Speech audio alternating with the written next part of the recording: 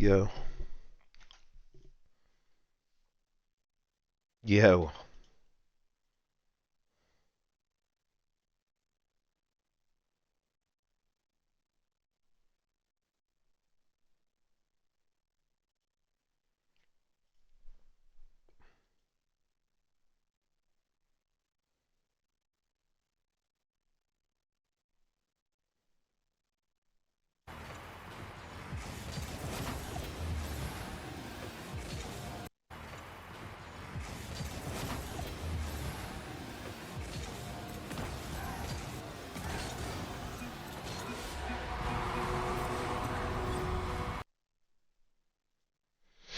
Yo.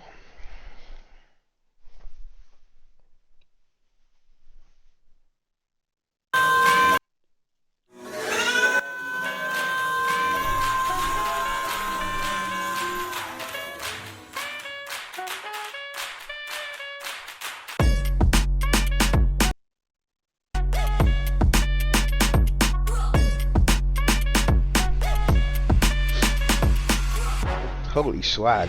Welcome to Kinshasa in the Democratic Republic of Congo, or the DRC.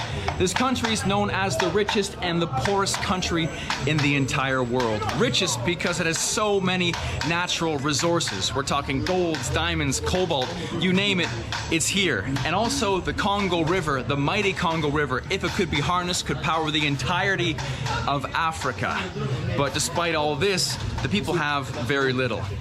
But there's a group here called the Society of Elegant People and Ambience Makers, and they make a full-time living dressing fresh. Let's meet a local celebrity. Holy swag.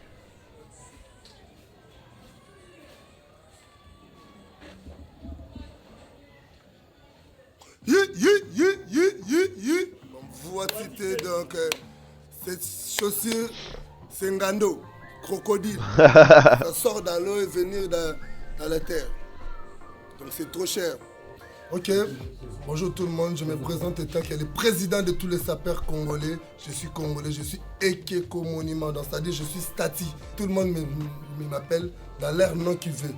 Ah champion, ah léopard, ah Mukonza Bilamba. Donc je suis le seigneur des habits, Ekeko Monument vivant. Premièrement, la sapologie, la sape, c'est biblique. C'est vraiment biblique parce que la sape, c'est dans la Bible. Tu vois, quand El Shaddai a créé sa terre, l'homme était nu. C'est là où la sape a commencé. Genèse 3, verset 21. El Shaddai n'a pas voulu voir la nudité de l'homme après avoir le péché d'Adam. Un sapeur, il faut rester toujours avec l'attitude. Tu vois comme je suis comme ça. Je te regarde comme si je ne te regarde pas. Toi, tu vois que je te regarde, mais je ne te regarde pas. Je regarde le mur. Tu vois?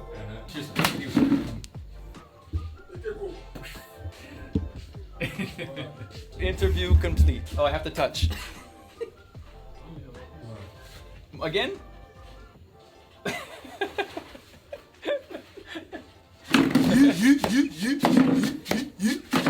Voici tes dit, je ne blague pas avec les habits. Moi, je ne blague pas avec les habits. Mais les habits méconnus. Tu connais les habits. I know clothes, the clothes know me. So we're gonna see how well he knows clothes, because behind that door is his wardrobe. We're gonna do a little tour. SAP, or Sapology, is an abbreviation of the Society of Ambience Makers and Elegant People.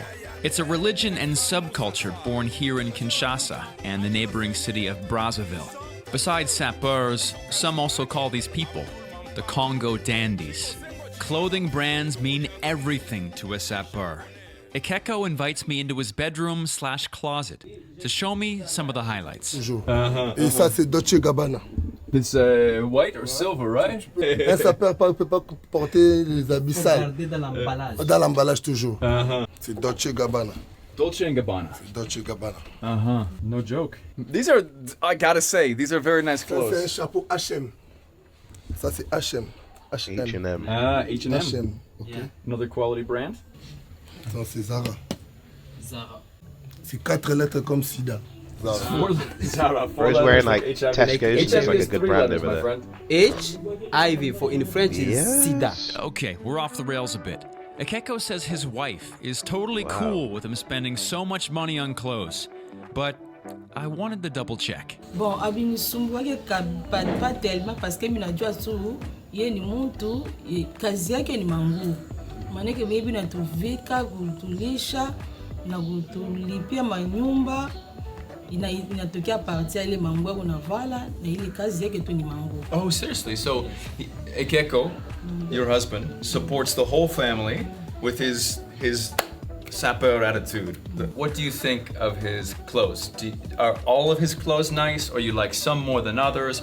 Binakuwaka kafabi singe masiku ingine ndio mavala masapi ingine na kwa sa majipe. Mingine na kwa sa majipe, mingine na kwa tu ensemble tu ya maveste. Unasema mingine unasa amisipendi uvale hivi, vala kwanza hivi. Mais biote tu mnaona ndio matai yake biote na valaka binatubaki tu bien. So she says everything. He looks good in everything. It's good in everything. Ekeko wants to take me to one of his favorite places to shop, to show me the fancier side of Kinshasa. Hey Greekgodx, beautiful and blessed Sunday. Thank you, man. This will be a beautiful and blessed I'm learning Sunday. quickly that Ekeko, the living monument, is a strange guy to hang out with. Ici, c'est les habits. Ici, c'est les habits. Ça, c'est mon chino. C'est trop cher. C'est trop cher. C'est trop cher. C'est Gianni Versace. Gianni Versace. Ça, c'est pas pour les petits-enfants. Un parcelle à Montréal. C'est pas pour les petits-enfants. I'm a little overwhelmed right now. This is the most intense shopping I've done in my entire life. Tu jettes dans l'océan et tu pêches les baleines. Aujourd'hui, mon ami, il est devenu aussi sapeur, mais je vais te baptiser. I'll be baptized into sapology. So we proceed to try on some clothes. Ekeko gets an orange bedazzled suit. Yoshi Yamamoto. C'est trop cher. He gets some pretty fresh pants and some crocodile skin shoes. He's so excited that he runs into traffic.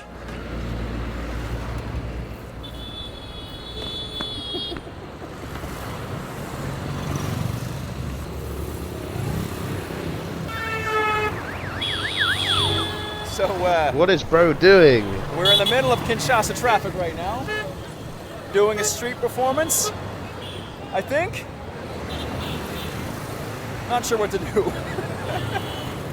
That's gonna fit. We need the touch? Yeah. We have to. He's not gonna come into me. Dude, come on. Eventually, we get him back in the shop. Think of one video in the past, guys. I've worn fancy clothes. Tu deviendras, There are none. tu deviendras le meilleur sapeur du monde à la prochaine. On tape comme ça, regarde. Okay. C'est les chaussures qui chantent pour lui. Aujourd'hui, monde entier, regarde comme les chaussures chantent. The goal. He's off the fucking yams. Dolce Gabbana. C'est Dolce Gabbana. Aujourd'hui, j'ai fait le baptême sapeur. It fits. Yeah. It fits like Cinderella's slipper. Il est devenu sapeur. On fait le sapin. Oh yeah, dude. So got internet's been going on and off, my man.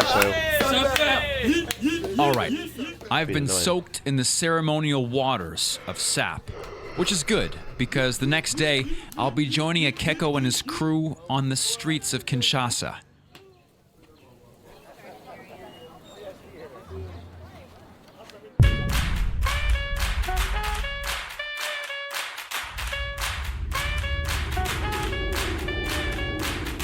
Let's meet the crew.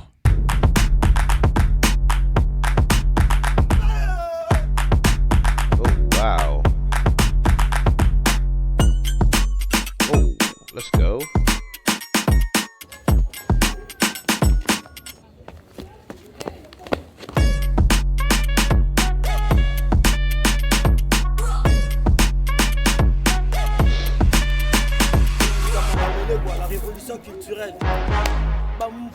te.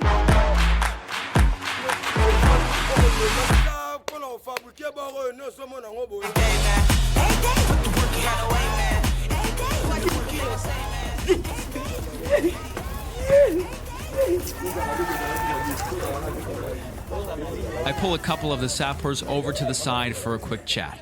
Here's Mama Africa. Po na ngai sap en tout cas na sepelaka nango po eza na benga yango eza musala na ngai ya sapologie na sepelaka nango makasi so nazobimba na kati ya balabala ba mama bana mikie en tout cas ba sepelaka babi ete mona mwasi o penza en tout cas alataka kitoko. And one of the original four who started the whole sapology religion, Contrabass. I really liked how you were dancing. Yes, I dance very well. I dance very well. Yeah, you do. Because I'm a big choreographer. I'm a master choreographer. You teach choreography? Yes, I teach choreography. I teach choreography. And teach choreography in the big orchestra. I don't teach choreography in the smallest orchestra. No, the big orchestra. I am the best. I am best in the world. Mais tous les enfants qui sont venus après sont passés au-dessus, alors que l'original, I am the best in the world. Well, there you go. Anyway. Sap. Anyway. Clothing, style, confidence, Yes. swagger, ambience, all of it. And this man right Yes. here has got 2 giant handfuls of it. And if I meet you, I will beat you. All right, we have arrived at the spot. Je m'inquiète un peu de danser. This is. I'm not quite sure if I look good or ridiculous. I think I look ridiculous. And I'm not sure if you saw my shoes yet. It's got silver pointed studs. It's got a jaguar or leopard face, and it's got leopard skin. Yeah. All right. Let's go make a fool out of ourselves. And then we hit the streets. What you're listening to right now, it's the official song of SAP. Double casquette. What the? Makonda da Silva Romain Moutali garde-robe. Martige Koudimana. Karokia Kunabudesa. Washington, grand pays, imbécile ya Bilamba.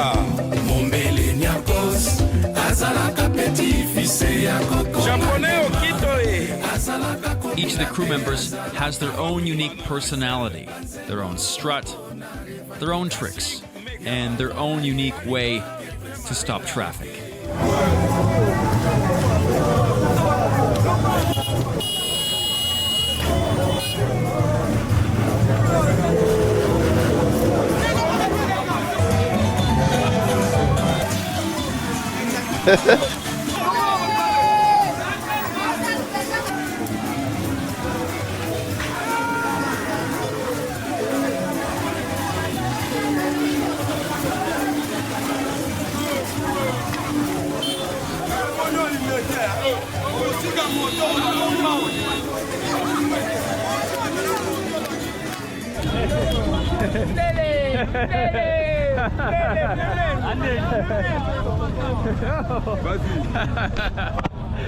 All right.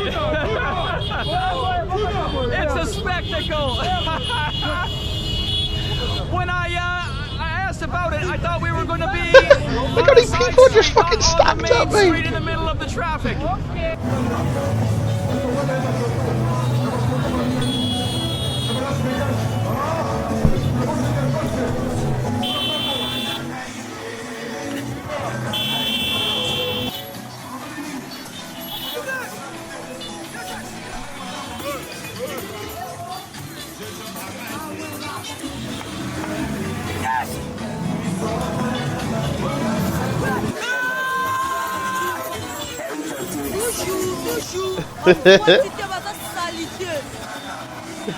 We've got the young people popping in. Show, man. I don't know.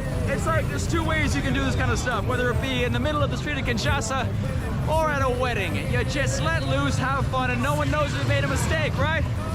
And plus, if you make a mistake in SAP, It kind of looks like you're doing sap anyway. While it was tons of fun spinning around the streets of Kinshasa in a gold suit, I had the suspicion that sapology has roots in some colonial bullshit.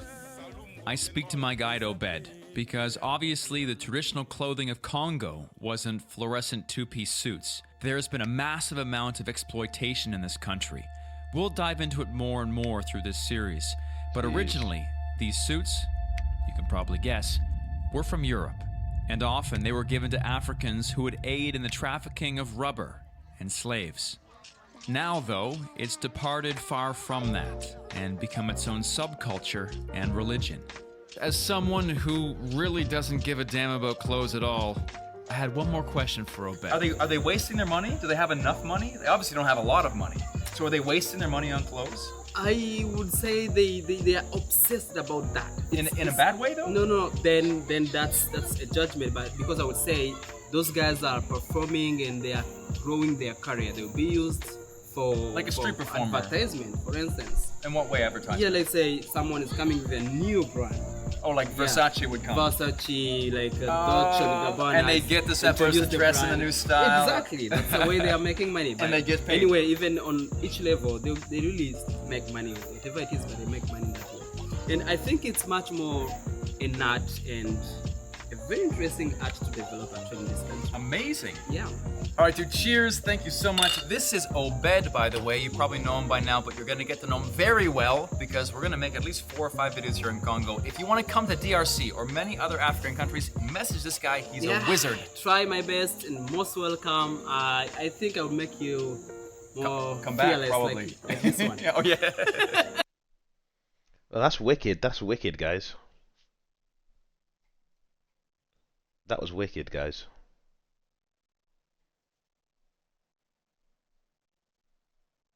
What do you think? Surveying an area for signs of wolf activity when I saw a wolf walk out of the forest. As the wolf moved in my direction, it was clear that it didn't know that I was there. As it got closer, I said something quietly to alert the wolf. As soon as I did, the wolf stopped in its tracks, trying to figure out what made the noise. It turned and ran as soon as it realized I was there. Running away is a wolf's typical reaction to encountering a human. There are a few other behaviors I could have seen during this encounter. Sometimes wolves will bark howl when they feel nervous or threatened.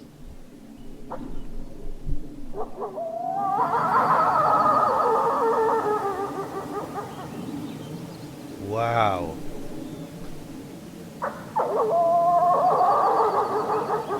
That's a wolf. They might also follow a person at a distance until they are out of the area that the wolves feel protective of, like a den or feeding site.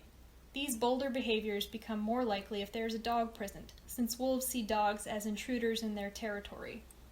I can understand how someone might have felt threatened by this wolf. It's hard to imagine that a wolf could be so close without noticing me, since they have excellent senses of smell and sight.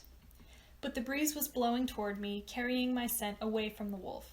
I was standing still with trees behind me and a small tree in front of me, and I was wearing green and brown clothing.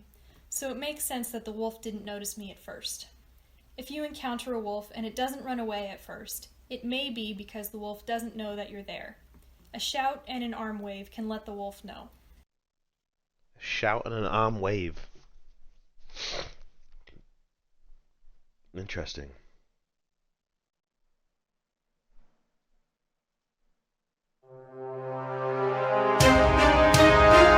Seen this one.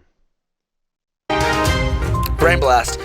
This is not real. We are here at the Flat Earth Convention in Dallas, Texas, where nearly 100 people have traveled across this two-dimensional planet plane to share the truth about what the hell is going on. Flat gang, baby. Black game all the way. It's flat.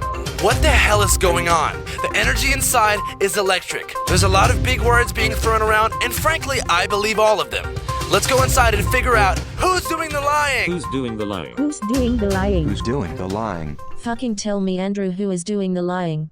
What do you think about this guy? Oh, God. Dave Nye, the lying guy. I think he's a clown. I think he's an agent. I think he's a controlled operative. Basically a black magician that's been compromised working for the sorcery elite. He's selling solipsism. He's selling snake oil. He's selling deception. He's selling moral relativism. He's a demon, charlatan, manipulator, deceiver, and somebody to, keep it. Hang on a second. That is based. That is based. I'm sorry, but that is based. Distance from. So he's doing the lying. So he's a globe. Absolutely. He's a globe. If you had to guess, who put this guy up to it? Again, you keep government, asking. the You want agents. me to define who they are? I don't it's know so who. interesting. I mean, you just can't have a blanket statement and say it's the global Zionists, or say it's the Jesuits, or say it's the Mossad, or say it's the Rockefellers, or say it's the Illuminati. It's probably all of them. Flat Earth tattoo right there.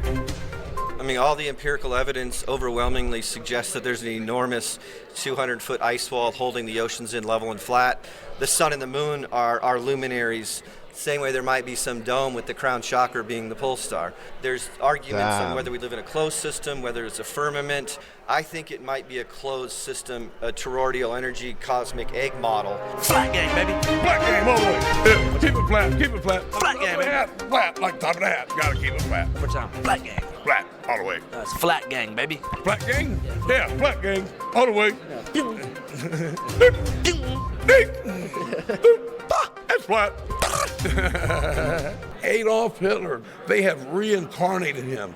He has been cloned. A little short guy with the funny mustache, about yay tall. He realized that the flat Earth model was correct and went to seize the Gate of the South in what we call Antarctica, a place called New Berlin, Antarctica. I believe that Hitler sequestered himself and his greatest scientific teams to New Berlin, Antarctica in the 1940s, in the early 1940s, where he built a manufacturing city. Right, so Hitler discovered the flat Earth theory, and the Nazis built a city in Antarctica under the ice. And they've been hiding the flat Earth reality to keep that land Holy base. and New Swabia away from Is he true or false, chat? And I just wanted to say, Earth is flat, Jack, flatter than a flapjack. We about to flat smack, Globers get your backpack. I'm with my flat pack, globes in the trash sack. Azimuthal equidistant map up on my snapback. Flat smacking everybody at Joe's Crab Shack. Looking at us like what we're saying is so abstract. Lesson 1, no curvature there to be found. How can it be a ball if nothing about it is round? Lesson 2, 3/4 of the ground is covered in flat water. Do you hear the way that sounds? Lesson 3, take a look at the stars that you see at night. Same constellations that you've been seeing for all your life. And never trust NASA, because nothing they say is right. They're lying right to your face and they mock us in plain sight. You can straight up see the wires and the green screen glitches and the water bubbles floating on the spacewalk missions. It's detestable. I refuse to be another vegetable. Pseudoscience garbage will to me be unacceptable. Anyone with eyes to see don't have to be susceptible. Dispose of your globe in the nearest waste receptacle. We backpacking. You already know. Since birth, you've been told about the curvature of the Earth. Like, hold on, if I can't see the other side of the planet, how the fuck does that work? They say the Earth is spinning, but I don't feel any motion. That's why the water's level all across the ocean. You already know. Everything is like crazy, man. You watch a documentary, it will change your life, dude. There's cures for cancer, there's a cure for AIDS. I just became vegan this last year, bro. I'm like, Pepsi had aborted babies, like the little fecal cells inside of their flavoring. Is there anything that you don't think was an inside job?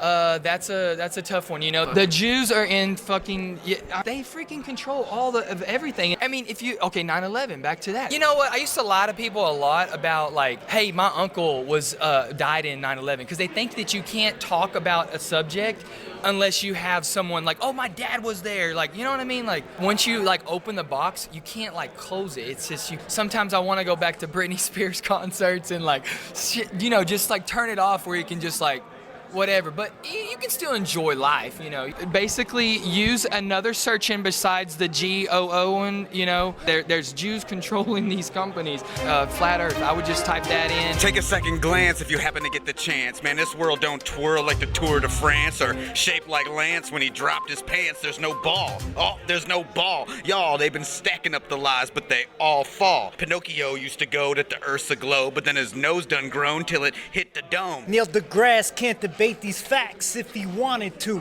Earth is flat and stationary, bro. That means it doesn't move. When confronted with the proof, liars get uncomfortable. NASA's been tricking us all. Gravity isn't a law. Ha, ha. Your whole reality's flawed, thinking you spin on a ball. But, what is going on here? It's not tilted. It should be tilted and spinning. Also, you're going to notice some cartoon clouds here, or Photoshop. And then also, all that is observable here is Northern America. We have no Asia, no Europe, no Africa, no Australia, and no South Pole. Isn't it on the other side? If you want to believe that the other ball is containing all those massive continents, then you're free to believe that. But Google Earth was developed by the CIA. My name's Nathan Thompson. I run the official Flat Earth and Globe discussion. We're on Facebook. We've got 125,000 members, real grassroots movement. So far, over the last 3.5 years, we've had ex-NASA employees, snipers, pilots, telecommunications, air travel controllers, microwave engineers. And they all say it's flat. Who's doing the lying? Well, that's a good question. NASA's definitely in on it. There's some Freemasonry involved, some Jesuits involved, and some gravelers, you know. Most Jewish people are just mom and pops, deli owners. What I use is the word Zionist. So these are people that are hell-bent on world domination, and most Gentiles are not very conspiratorial minded, so they don't think that the earth could be flat. We can't wage war with the beast, but we can win souls for Jesus. It's all mind control. You got a Kimmel and you got a Fallon, and I think both of those are Jewish-backed names. What we're standing on here is not what they told us it is. The whole thing can be solved very easily. How do you stand on Hitler? Do you believe in, if you research Hitler at all? Hitler was demonized by these Rothschild banker cartels. So what are you out here today to talk about? Well, is it true? What? That's the question that you need to answer. Thanks, Andrew. Do you feel yourself spinning, wobbling, gyrating? The earth doesn't move. We don't have toilet water flying out on people in Australia. It's because water seeks level. It goes from your water closet to your bowl and beyond. Aren't we glad that it works that way? Yeah, right. It is. It's cool. I'm going to be driving separate to Thanksgiving. Yeah. Why? Well, because there's family tension. They're all excited about living on the globe, and I say, I know that's a lie. So I wanted to ask you, who created this gravity lie? Demon-possessed individuals still, I believe, are amongst us. Bill Nye, seek the truth. Give me a call. The question is this a photo or a painting? What's the answer, man? Well, I'm asking you at it. Get you thinking, right? So, like, what are you really seeing? Is it an image? Because images can be Photoshopped, right? That's what really gets you going, and then you kind of go from there, man. Oh. You're a fucking shit! The fuck out of here, calling me motherfucker! Hey, this is our town, motherfucker! Try to take it! Try to take it! If they start shooting, get behind me. Hashtag white privilege. If they start shooting, look at this woman. Get behind me. Hashtag.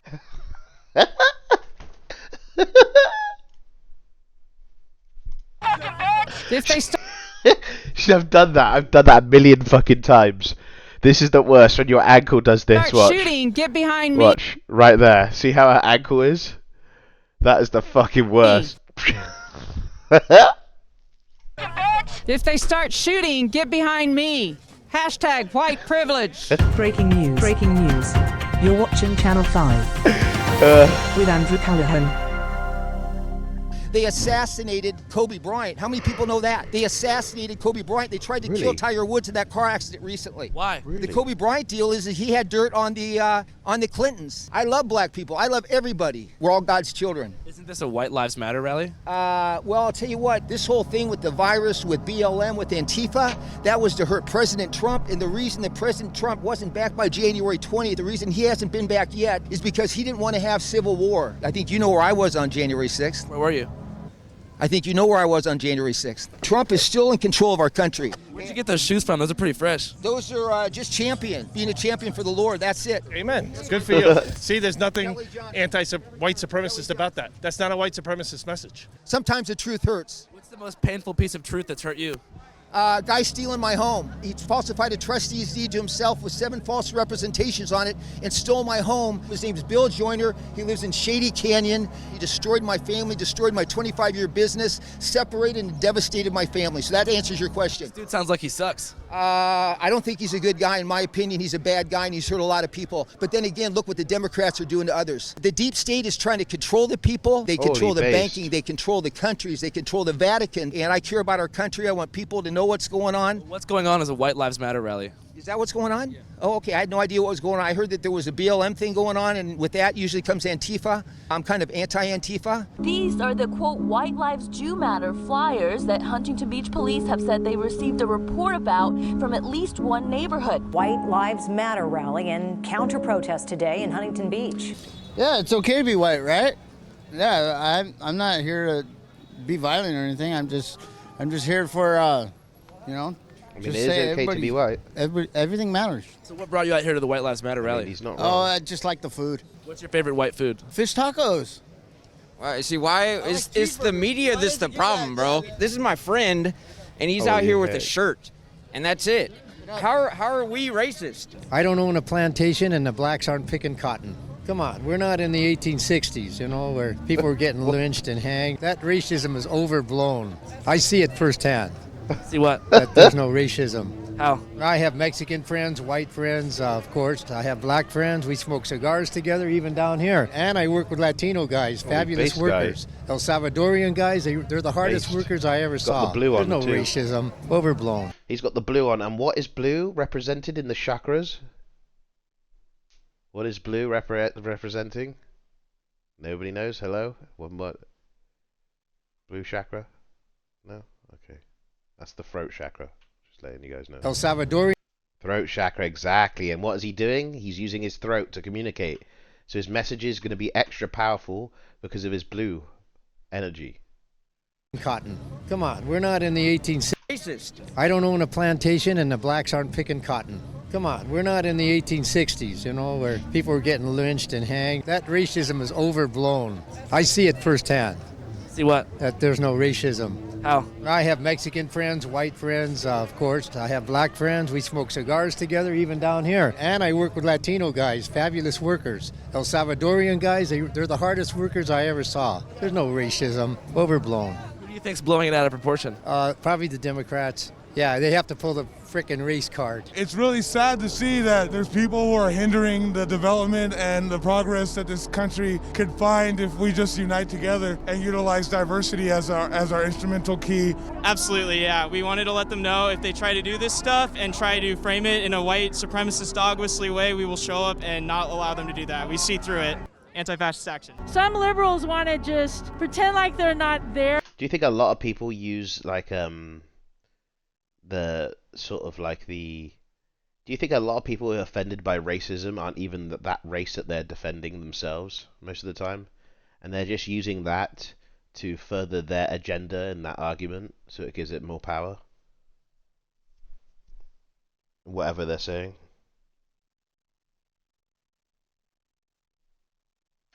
Don't give them attention, they'll go away, and that strategy doesn't work. Fuck racism, fuck Nazis, fuck all that shit. You can't make them fucking feel comfortable here. You gotta make them feel uncomfortable as fucking possible. That's what we're here for. What's the best way to make a Nazi uncomfortable? Fuck them up. Hit the far right with the feminist left. I mean, I'm not against punching Nazis in the face. If you have hate in your heart, you deserve everything that comes to you. Huntington Beach is full of racists. It's always been full of racists, and they're coming a little bit more mask off these days. So. We can't have neo-Nazis, we can't have white supremacists, and we can't have Trump supporters coming out here and thinking that they represent. This guy looks like a Hassan viewer. Been full of racists, and they're coming a little bit more mask off these days. So. We can't have neo-Nazis, we can't have white supremacists, and we can't have Trump supporters coming out here and thinking that they represent America. I'm just here to show my support and solidarity for the Black Lives Matter movement. Looks like the community really showed out, which is good, and disincentivizing a lot of them. As you can see, they're all kind of cowering along the perimeter here. So far, I haven't seen any real Nazis or just Nazis in general. Those two peoples with the Trump thing, that's it. When I heard the KKK was coming, I had no choice. I had to come. But I don't see them that much. There's only a few Trumpers here and there. Kobe Bryant was assassinated by the Quins. Yeah. Shut the fuck up, bitch. Fuck you. Fuck your life. I hope you fucking die, homie, straight up. Fuck you. Fuck everything you represent. I got attacked. Someone took my hat. Someone took my flags. They just try to cancel you. If they don't like your position, they just attack you and try to cancel you. I'm glad that we're moving forward towards a future where these people no longer have a space in our public discourse. But at the same time, it technically still is their First Amendment constitutional. Now, if that was a black man with the same message, that got it. Do you think they would attack him? Or do you think because he's a white man, they attacked him even more? Let's reverse the roles. If that was a female black woman, right? Do you think they would attack him the same or her the same? Take your position, they just attack you and try to cancel you. I'm glad that we're moving forward towards a future where these people no longer have a space in our public discourse. But at the same time, it technically still is their First Amendment constitutional right to be out here and protest whatever they want, Are you no matter racist, how lol? detached or how far from reality they think. Me simply giving you a different perspective and reversing the roles and giving you a different way to look at a situation in order to broaden your perspective doesn't make me racist. Okay? Get slapped. They are, but also they have to recognize that we also have a right to be out here too and to counter-protest and to show our solidarity for their counter-ideas. This crowd became unruly. We saw a lot of those fights breaking out. About half a dozen arrests were made and an unlawful assembly was declared. So we were here at Huntington Beach and the Nazis decided to show up and ran away, because that's what Nazis do when they're surrounded. And now the cops are protecting the Nazis in their precinct. That's the Nazi! The police brought them inside, and they are Just look at those eyes. She's like the very manic-y eyes. She looks like she's about to either like give you the best head you've ever had, or shoot you in the head. protected inside by the police. Cops and Klan go hand in hand. So it looks like one militant Trump supporter showed up. He got his ass beat, and now 600 photographers are making content. And now it's going to be 601. Thanks for watching. Well, that was interesting. That was very, very, very, very, very interesting.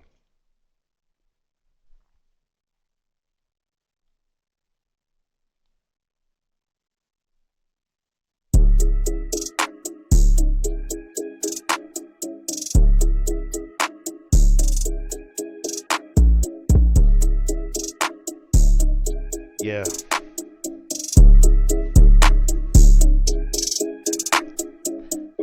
GGX gang, I'm back. Look at that big bitch she's got back. Remember way back where GGX gang was back. Suck on my sack. Then dry it out and put it on a rack. Look at that cake. Sit back. Look at that cake.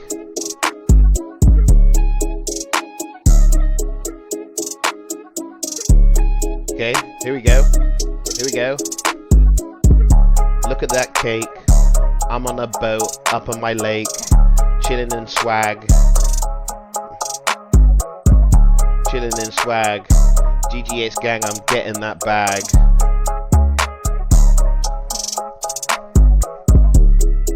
I like goat.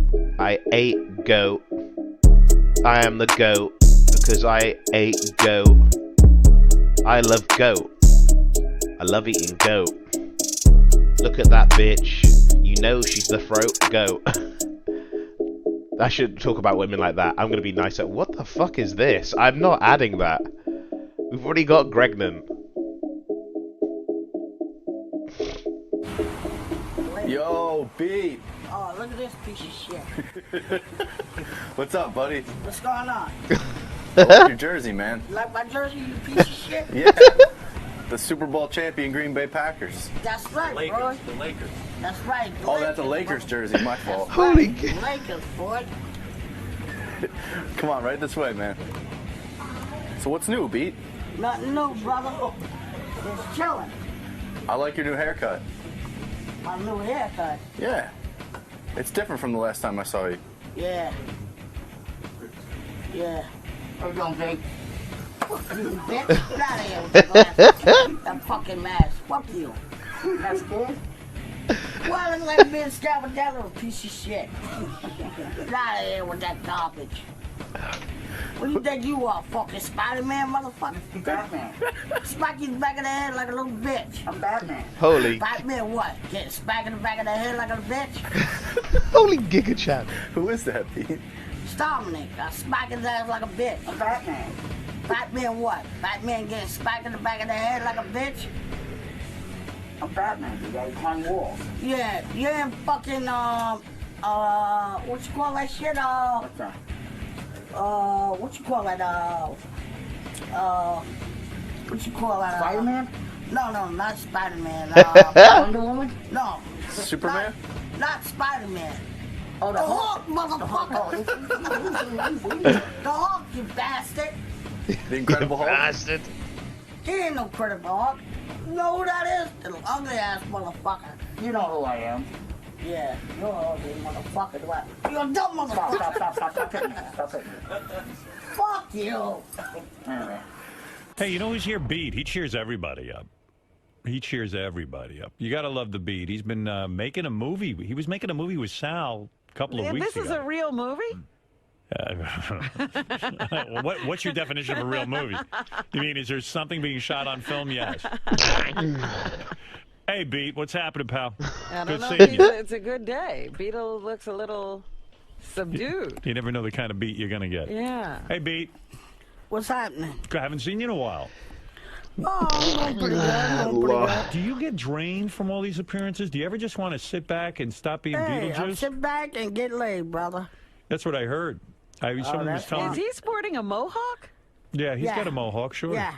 He often does that. Yes, I am, man. Beetle, I like it. when Yes, you- I am, baby. Beetle, when you decide to go to a mohawk look, does everyone follow that look? Does everyone like do your fans Oh, all the start? women loves it.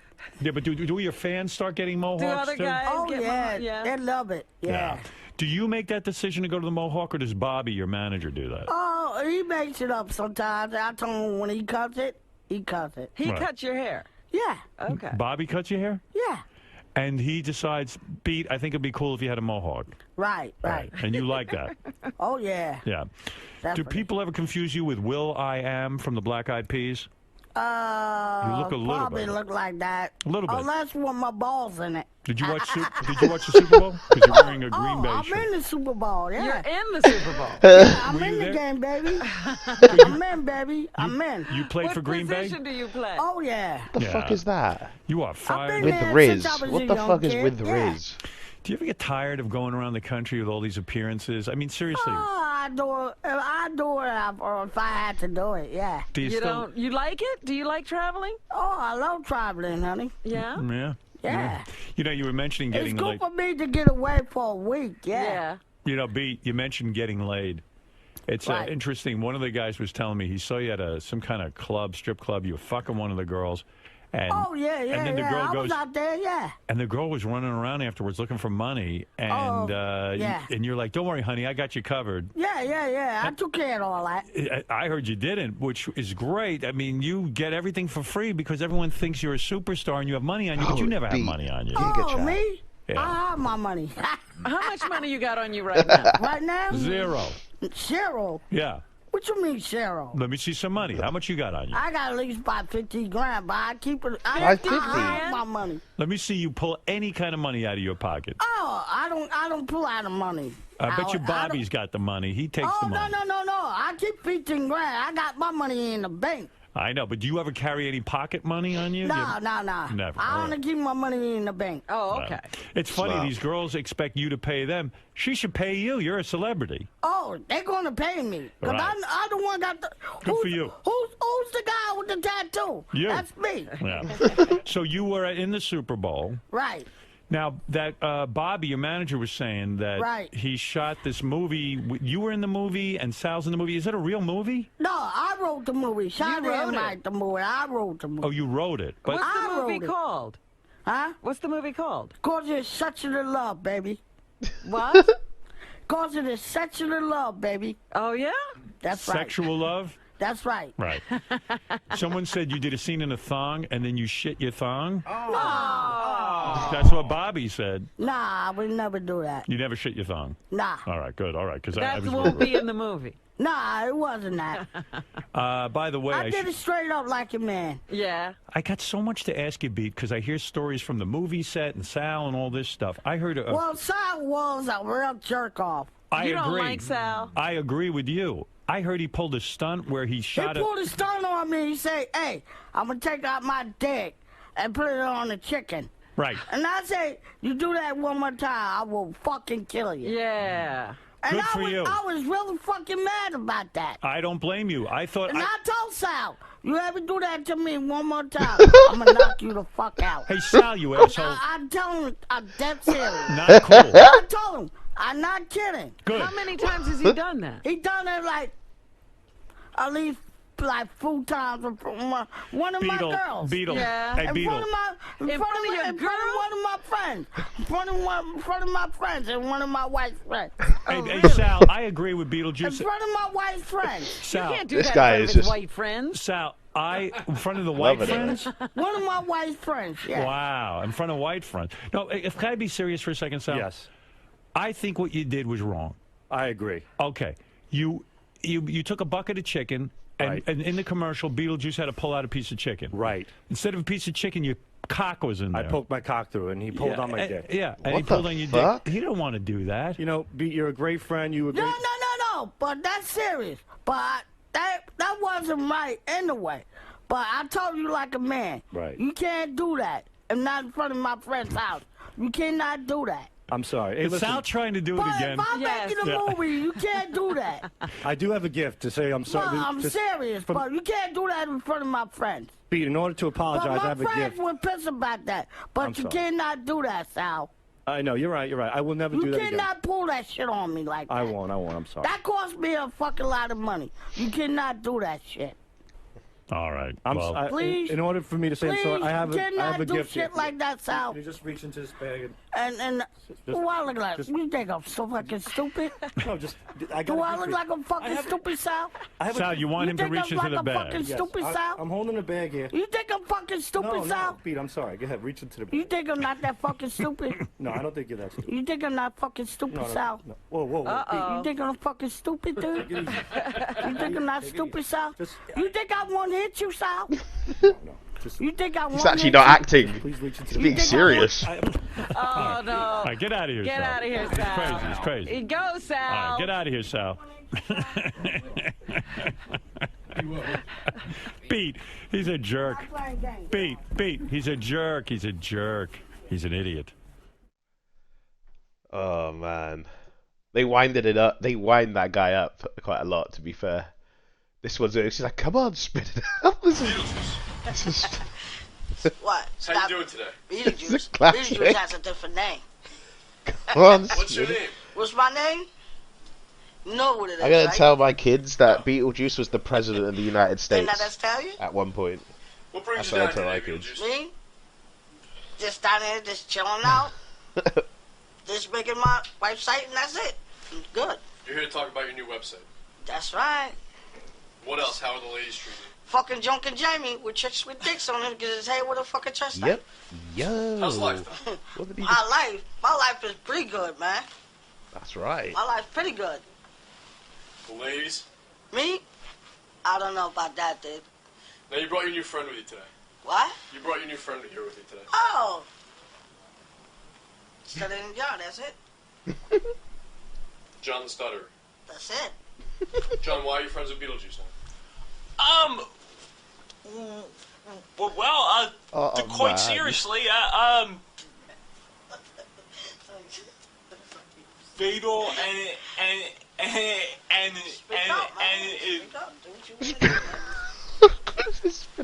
Fatal, Sean, and I we flew in together to Vegas and Beetlejuice is doing this with his hands. Go ahead. Keep going. we hung out in Right. in Vegas and That should be an emote. That should be an emote. Oh my god, whoever said that should be an emote, I'm gonna say that should be an emote. This here. Go ahead. Keep going.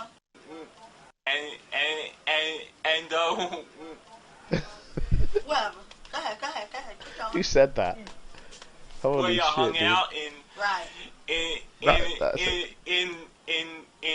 Come on, mate, you got this. Vegas and Yes. Whatever. Go ahead. we had a great time. There you go. Right. He's your friend? Oh, he's a good friend. He's alright. He's cool. Yeah, Beatles say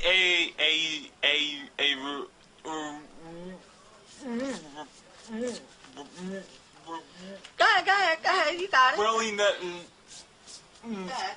You got it. Come on, spit it out, dude. Go ahead. Spit it out, man.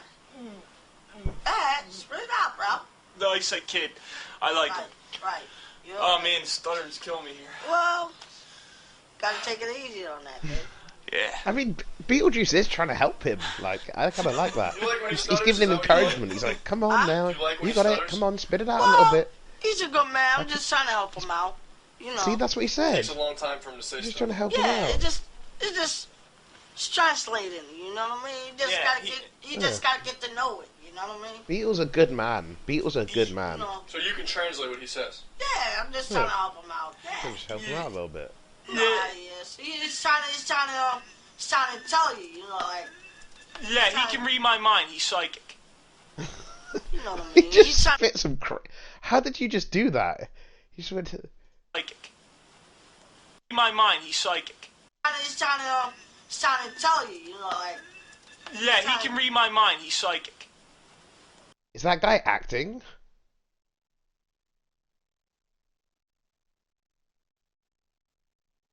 Oh my god, I thought it was real, You know what I man. mean? I'm trying to help the guy out. You know, that's all I'm trying to do.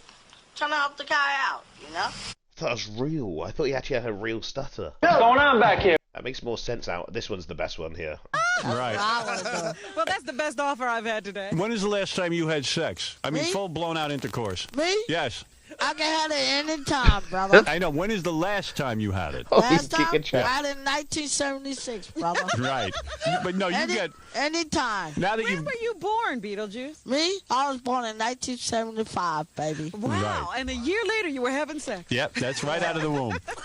Nice. So Beetlejuice, now... So you planning on doing it, baby. You know who wins? 50 cities win. They all get to hear you, too. No, who's the baby around here, baby? So you got to plan on me, baby. If I had asked you, Beetlejuice, what sex has a penis, male or female, could you have answered that? Oh, I think I'll do with a female because she's like, yeah. I'm making $1,000 now. I'm making cars right now. I'm getting my car right now. I'm making $1 million. You will host a party. It starts at 9 p.m. Will you be pulling your pants down and chasing people with your penis? No. I'm not doing that right now. You're not? Because he's a star. I'm not doing that right now. Why did you stop I'll do that at the end when the girls there. When the girls are there? Yeah, when my wife. What? Who's ready? Beetlejuice? Okay, Beetlejuice first. What are the 2 ingredients of a peanut butter and jelly sandwich? Well, peanut butter jelly sandwich? Yeah. You said it. He said it. No, go ahead. What are the 2 ingredients? Well, butter and jelly. What?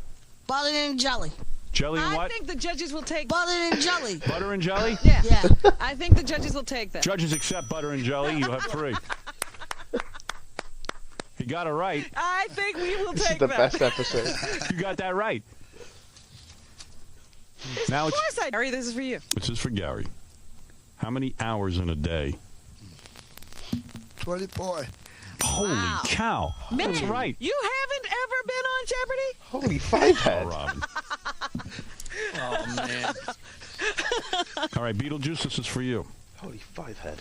What number comes between 2 and 4? Beetlejuice.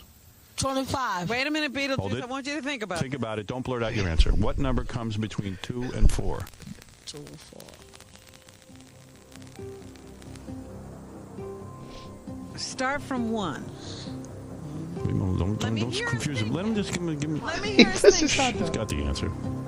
Got all confidence. Look at your fingers. You can use your fingers. I don't care. 2, 4, 5, 36. All right. Is that your final answer? 36. 36 is your final answer? Yeah, 36. Very close, but that's not it. Let's go to Gary the retard. What number between 2 and 4? 7. Is that your final answer? You both got it wrong. Now we got a game. Well, listen to The this. funny part is I don't even know the fucking answer. I don't even know. So I'm laughing at them. No, I don't even know the answer. 3, 4. 3 is the one. Ladies and gentlemen, in case you're keeping score at home. Oh, that's I why never did said math it. at school, Yeah. but I'm gonna learn one day. Well, no, you said 36. Six. If I said All right. Here we go. Beetlejuice, you're first. And here is your question. Spell red. Red. L-S-T-E-R. All right. Is that your final answer? My final answer. All right. I think that's close enough, but No. all right. Okay. The judges are saying that's not exactly right. I'm going to go to Gary. Spell red. R-E-D. That is one right. That is correct. He got it Gary right. has one. Oh. You were close. That one correct. You got one right. Big deal. But that's, we're just beginning. You go, bro. You did it. All right. Beetlejuice, you were close. One letter. All right. All right, Gary. It's your turn now. Here we go. This could be I a think romp. you got to go back to Beetlejuice after every right answer that Gary gives. You know? That's the same question. All right, I'll go to Beetlejuice first. Robin's right, because you got the last one right. That's right. That's right. Beetlejuice, I'll go to you first. That's only fair. Spell red. L-E-T-E-R. All right, that's wrong. D. Gary, you go. Spell red. R-E-D. That's correct. Spell red. Spell red. Yeah. L-A-E-T-E-R-D. Close, but not right. Go ahead, Gary. R-E-D. That is correct. You have 3 now. All right, he's doing good. All right, Beetlejuice, let's go. All right, let's go again. All right. Then we'll move on to the next question. Beetlejuice's question. Here's Beetlejuice's question. Beetlejuice, how many days are in a week? A week? Okay. In a week, 7 days. That is right. A correct answer. The score now is 3-1. Nice. Where'd you pull that out of? Nice. I got a right wrong, brother. Man, you're on a roll. Holy cow. Man, that shocked me. Good for you, Beetlejuice. Well, it's a pretty close contest. Whew. All right. Who's ready? Okay, Gary goes now. That's Gary's right. turn. Okay. Gary, this is your question. Go ahead. What color is a fire engine? Red. Wow. That's right. That's right. Gary would be 4 for 4. All right, Beetlejuice's turn. Beetlejuice, what state are you in today? Jersey City. New Jersey. Is that your final Is that your final answer? My final answer, New Jersey. New Jersey. You're in New Jersey right now. Jersey City, yeah. All right. All right, that was close, but not right. Gary, go ahead. You're nodding your head. New York. Right. He got it right. New York, Beetlejuice. You're in New York. You know it, you know it. All right. It's okay. All right, it's only 5-1. Okay. Beetlejuice, I know. I can feel it. Your time is coming. Oh, my time is already coming, baby. All right, Beetlejuice, here we go. This is for Beetlejuice. Gary, you be quiet. What is the opposite of up? What is it? If you're not up, Where are you? what are you? Well, I'm down, baby. All right. There it is. I knew it. Oh my God. Oh To my my right, we got Beetlejuice. Okay, he also works with us with the dwarf. I person wasn't and sure he was Mr. going to Bone. make that one. And to my left, we got the Jolly Dwarf. The Jolly How Dwarf. do you know Beetlejuice? He's a new guy. Yeah, he's a new guy. He lives a couple blocks from my house. And we seen him drinking in the bar, and I went inside, and I asked him if he was interested, and he told us, yeah. And ever since then, he's been getting tossed, right? I've been getting tossed for 2 weeks. Yeah, do you like it, Beetlejuice? I like it. Now, where'd you get the name Beetlejuice from? Huh? Where'd you get the name Beetlejuice? A movie. I made a movie named Beetlejuice. You made shrunk their head up. Look, when they shrunk their head up, and they tossed that little. I shrunk the guy's head. I put sprinkler on his head and he shrunk. And your head shrunk? No, the guy's head shrunk. The guy's head shrunk? I was standing next to him and he shrunk. Oh, really? His head got smaller. That's what happened. Yeah, right there. Hey, lady juice. This. Gold. Gold dust. Gold dust. Were you actually in the movie, or you just? Yeah. Yeah, I was in the movies. Oh, you were in that movie? Beetlejuice. You were the one. You were the one in that movie. That did Yeah. that? Yeah, I the one that did it in the movies. Oh, that's cool. So now you guys you toss them both? Yeah, Beetlejuice. You like getting tossed? Yeah, What? and you toast like a bitch. Like a salad. I got their toast. I stopped the show. Yeah. One of his midget friends, We got a whole carnival going. a black guy with a tiny, tiny head called Beetlejuice. They're young here. We don't even know where to start with young this. I bring everyone in, Casey. Stop looking at me. This is ridiculous. No, I'm waiting for you to bring everyone in. Well, that certainly is not a midget. Wow. Well, who's the big tall guy? He's the manager, probably. Here come the midgets. And they're wearing white. Well, the manager guy, I've seen you down here before, haven't I? Maybe before tossing my brother around. Yeah, you were tossing dwarves. What is your story? You like a guy who just hangs around with midgets? Yeah. No kidding. How you doing, guys? All right. All right, let me get this straight now. God, these microphones are hissing. I can't tell Yeah, you. we have more than one guest, so you have to have them all on. Be the middle. I can't tell you how bad that is, but I'm gonna deal with this. No, just sit right down. Okay. All right, you guys are taking an hour to get in your chairs. Well, they do have special problems. All right, now Beetlejuice. No need them. You're a black guy, right? Beetlejuice. Yeah. Yeah. Get a mic Get a in front of microphone. him. Casey, you gotta really smarten up, pal. Let's get the mic in front of Beetlejuice. Look at what's going on here. Can I talk to one of you guys? Hey. Hey, how's it going? All right. I don't want to spend the whole show on this. Beetlejuice. This guy's like, come on, guys, can you talk? He's like fucking around. Do you see how angry he got from here to here just because the mics are fucked up? It can really ruin your vibe as a producer. Same as a streamer. If one of your equipment's fucking up, like your mouse or your headset, it ruins the whole fucking vibe. They're just fucking around here, mate. Beetlejuice, what's your story? What He's gonna say what? Are you He's an gonna say what? entertainer, or Yeah. you are? Where can we Is see this someone first- like you? You is have this a his very first tiny show? head. I got a big head. Yeah, you got a small head. I got a head as large. You think it's large? I think it's a small head. Yeah. It's a small head. Remember that movie, Beetlejuice? Yeah. I did that. All right. Angel does. Oh, the dwarf is drunk. I can tell that. Yeah, I was going to say, I encountered them in the hall, and I was always knocked over by the fumes. All right, Sean, you're the big guy. Let me get this straight. Frank, you're the white midget that we had down here the other dime, right? Yeah, that he tosses. Yeah, you're the guy that goes to dwarf tossing. Yeah. Right. Thanks to you, we've been doing a lot of shows, Howard. I appreciate it. Good. And how do you know Beetlejuice? He lives in the neighborhood by us. No kidding. He's trying to act not drunk now. Radiation in that neighborhood? All you guys are midgets. What is this, Love Canal? Beetlejuice, you have any brothers and sisters? Yeah, I got about 5 of them. And are they normal size? Are they normal size? No, they're bigger. They're bigger than you. Yeah. So you're the one who got stuck with the midget thing. No, I'm the tallest because I'm You're the tallest? Yeah, I'm the tallest. Wow. Are your mother and father normal height? How tall are you? Me? I'm about 4'7", 4.5. And you're the tallest one out of all your brothers and sisters? Yeah. Wow. So And they're what about his mother and father? so they're midgets too. Your brothers and sisters. They're taller the same size around. Really? Oh I don't know wow. if he's admitting to it. Yeah. Oh, you're saying you're not a midget? Nah. Well, sure you are. Dwarf. You're a dwarf. Yeah. Oh, so you're a dwarf. I don't know the difference, but you're saying that you're a dwarf and all your brothers and sisters are dwarfs. Yeah. Are your parents dwarfs? Nah. No.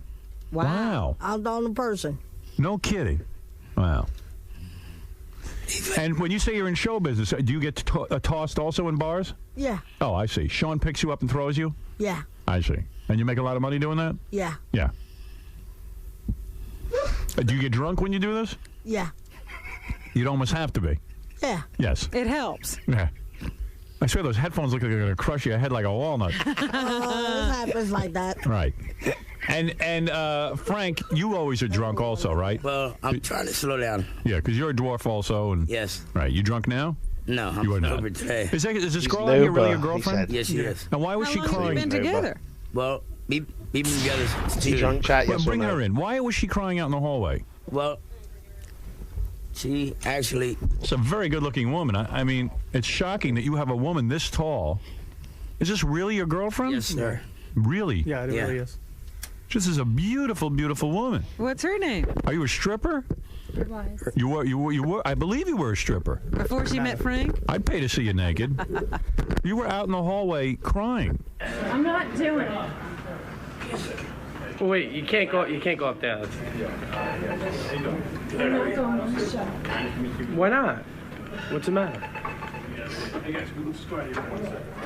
Why won't you go on? Because I'm really upset that he cheated on me. I mean, I know it's hard to believe, but I really fell in love with this guy.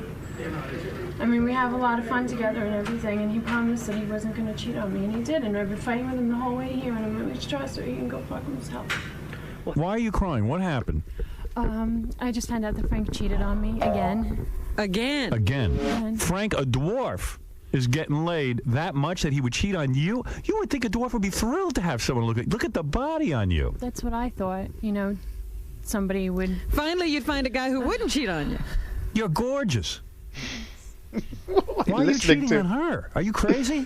Well, I do a lot of gigs because of you. Right. You know, a lot of bachelor parties. Thank you, Harold. No, well, listen, I'm glad I could help you. Yeah, and so now that she doesn't trust me, I have to take her everywhere I go. Right. So I like big breasts. Right. Yo. You know, and I told her, I asked her, you know, she guys get big breasts. Oh, you wanted to get breast implants? Yes. Beetlejuice is snoring into the microphone. Did he pass out? You all right, bro? All right. I'm just making sure you're all right. I'm okay. Okay. Beetlejuice making all that noise. Oh, my goodness. So wait a second. You said to your girlfriend, who cares if she has bigger breasts? She's gorgeous. He needs this. I got the eye level. I see you're practically crying right now.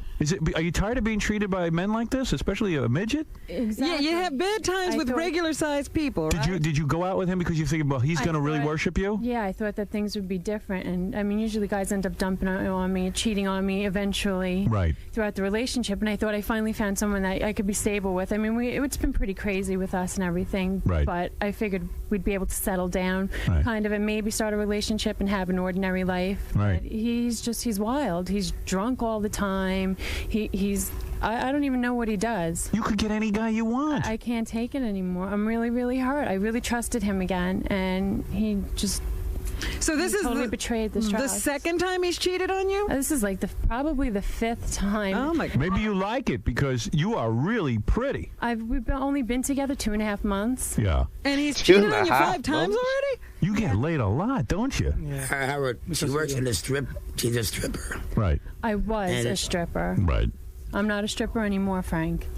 Well, you'd be better off with Jan Michael Vincent. She's working, I'm working. How do I know what she's doing? Oh, so you figure you don't have to be faithful. But how is it that you're getting so many women? I mean, this is a good-looking woman. Most guys would die for a stripper.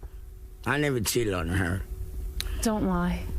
I never. You are so foolish. You never caught him cheating. You accuse him of cheating. He admitted to me one night when he was really drunk that he did cheat on me. I come in to pick you guys up in the morning. I find panties on the floor. That was my wife. I find phone numbers all over the place. And I called a few of them back, and they turn out to be women's answering machines. I mean, come on, I'm not an idiot. I've been through it once before. We do bachelorette parties, too. I don't buy it. We do bachelorette parties. He already admitted to cheating on me. Come on, Sean. I don't remember. Yeah, well, that's because you're drinking too much. Well, what caused you to cry today? Go out with me. Never mind him. I just found out that he was cheating on me again when he promised that he wasn't going to do it anymore. But how did you find out? He's saying he never did. did You hear Beetlejuice sniffing in the mic? I don't believe him. No. Jackie, what? I don't know what's going. Something's up. I mean, this is unbelievable. How did it come to light today? Why'd you get upset today? Because he told me that he wasn't going to do it again, and I trusted him. And he told you this today that he did? No. I went to pick him up, and I found the panties in the bedroom. They didn't even sleep. They were drinking all night. It looked like there was a big party in the bedroom. So, Frank, are you in love with her? Yes, I am. You are? I want her back. You want her bed? I want her back. You want her back? She left you? Are you leaving him? I haven't left him yet, but I am really thinking about it. Yeah. Why don't you give her a kiss? I don't want to go through this anymore. Why don't you give her a kiss and tell her you love her? Big wet I tried. She won't let me. Why? Yes, she will. Go ahead. Give her a kiss. She might. Give her a kiss. Give her a tongue kiss. Come on. Give her a makeout kiss. Yeah. Come on, Beetle. Kiss. Beetlejuice. Oh, wait. I think they're back. I think they're back together. Wait. I think they're back together. Yo, that felt weird, bro. She's very upset. All right, listen. Kiss Beetlejuice. Beetlejuice, you got a girlfriend? Me? Yeah. I don't know. You don't know. You cheating too? If you're cheating, I'm jumping out a window. Kill myself. 5 times in a row. Well, I can see your girlfriend's she's actually crying over there, so something going on. Beetlejuice. I really think he should just... about it. I think she's crying from kissing him. He should be the face of America. Seriously, man. He's a legend. Well, what is it? You want to shave her head? Yeah. What's that all about? I'm not doing it. You're not going to do it. He wants I'm to shave her not head, doing but it, she's not not willing to now. do it because she said on the way up that if Frankie leaves her or if she decides to leave him, she doesn't want to look like, she doesn't want to go out. Frankie's not faithful. Right. You don't want to be You bald. can shave her head if you How stop does he being get a bald. man bald? Right. Believe me, you could get a man She bald. said she'll get naked When? right now. You want to get naked? Yeah. I want to paint a breast. What? I don't know. I might have seen enough naked women today. Save a private Seeing Beetlejuice is definitely the highlight of my life. I don't need to see no naked women now. Look at Vita. Yeah, Beetlejuice, I like you. Baby Bobby Booey. Yeah. So Beetlejuice, where can we see you and where can we see Frank getting tossed? Only at bachelor parties? Yeah. That's where you primarily work? And birthday parties. Yeah, Birthday parties. You never been in like Wizard of Oz or anything? That was about 5 years ago. 5 years ago you did it, yeah. How old are you? Me? I'm 48. Wow. Really? What? I would have thought you were a kid. Is he really 48? Yeah. You're 48, Beetlejuice? Yeah. Really? I would have thought you were about 13. I swear to God. Stevie Wonder. You have a young face. Wait, it looks a bit like... Stevie Wonder. He looks like Adam Sandler a little bit. Who's seeing that a little bit? Is he really 48? Yeah. You're 48, Beetlejuice? Yeah. Really? I would have thought you were about 13. No? I swear to God. Stevie Wonder. You have a young face. I think you're going to live a long time. My man's gonna live. Aren't you lucky? You already did. You're 48. Did you think he was 48? 48? You're not really 48. I wouldn't have believed 24. Really? Yeah. Wow. All right, well, listen. Like Baba Booey. Yeah, a little bit. You look like Baba Gary Booey. a little bit. Yeah, the teeth. Around the eyes. Anyway, Beetlejuice, a pleasure to meet you. Do you get laid, really? Do you get girls? Yeah. He does? He does. Yeah? I brought I forgot the tape. I left it at the house. I had a tape for you of them two. All right. And what, of Frank and the girl? Before he was with her. Frank and Patty? No, him. Oh, him. Beetlejuice and Patty? No. No. Oh. Who's the tape on? I don't know, but it's a bunch of midgets. And listen, guys, do you want to plug? Is that what you want? Let me plug your business for you. Go ahead. For my lawyer. Your lawyer? Your lawyer? Why do you need a lawyer? me and him were driving. And you and Beetlejuice? Yeah, I was driving. They were in the back. Yeah. And we got caught peer out the window, empty beer cans. Empty beer cans up. Oh, I see. And the cops, state troopers, pulled us over and told us, get out and put your hands on the bumper. And also, if they're looking for dwarf tossing with Beetlejuice and Frank, they can look us up on jollydwarf.com. Jollydwarf.com. Dwarf. They got pictures of Beetlejuice up there? Yeah. I suggest you go there right now. And, take a look at that. Yeah. Say, dear. ShopRite in Bordentown. ShopRite? ShopRite in Bordentown, New Jersey. What about it? What about them? Forget about it. Mr. Blues in Deal. What's Mr. That's Blues? where you can come see me bartend. If any man is single out there and looking for a beautiful girl, please stop in and see me. Really? Because you're breaking up with Frank the dwarf. Yep. Wow. Is Frank, this the first time you've ever been with a dwarf? Yes. why a dwarf, though? Like, most women won't date dwarfs. I agree, and I was hesitant at first also, but I got really drunk one night at a bachelor party when I met him. Right. And he ended up, well, he didn't end up taking me home. His brother, Sean, drove. What a romantic story. I didn't know you met at a bachelor party. Yeah, we ended up having a really good time, and Right. it was a lot of fun. He was good in bed? Yeah, he's very good at oral sex. Really? Very good. Incredible. Yes. I got the the eye level. best. Wow, you got the eye level. He's got the eye level. What is it? Benji, you can't even get a girl. Yeah, This guy's a dwarf. I work for the Howard Stern show. I go up to girls and sometimes I tell them that and they say that's nice and they walk away. I would be so stable. I would never cheat on you in my life. I would give you money. You want to try a fat guy now? Are you interested in Fat guys are so nice and so faithful. Would you go out with Benji? I would consider going on a date with them. Really? See? I mean, you better take her up on that. Please, yes, definitely. No, you're not. Definitely. Wow. You're not allowing it? I don't think so. Right. Well, what are you going to do about it? You want him? Yeah. You want her back? Yeah. Like fat guys are so nice to girls. I would call you up. I'd like write you little poems and stuff. You would romance her. Romance you. Yeah. Let Frank wrestle Benji. Yeah. All right. Frank, you're not. Frank, you're not happy about that. No, I'm not. Well, you should have been better to her while you had her. Thank you. Well, Thank you.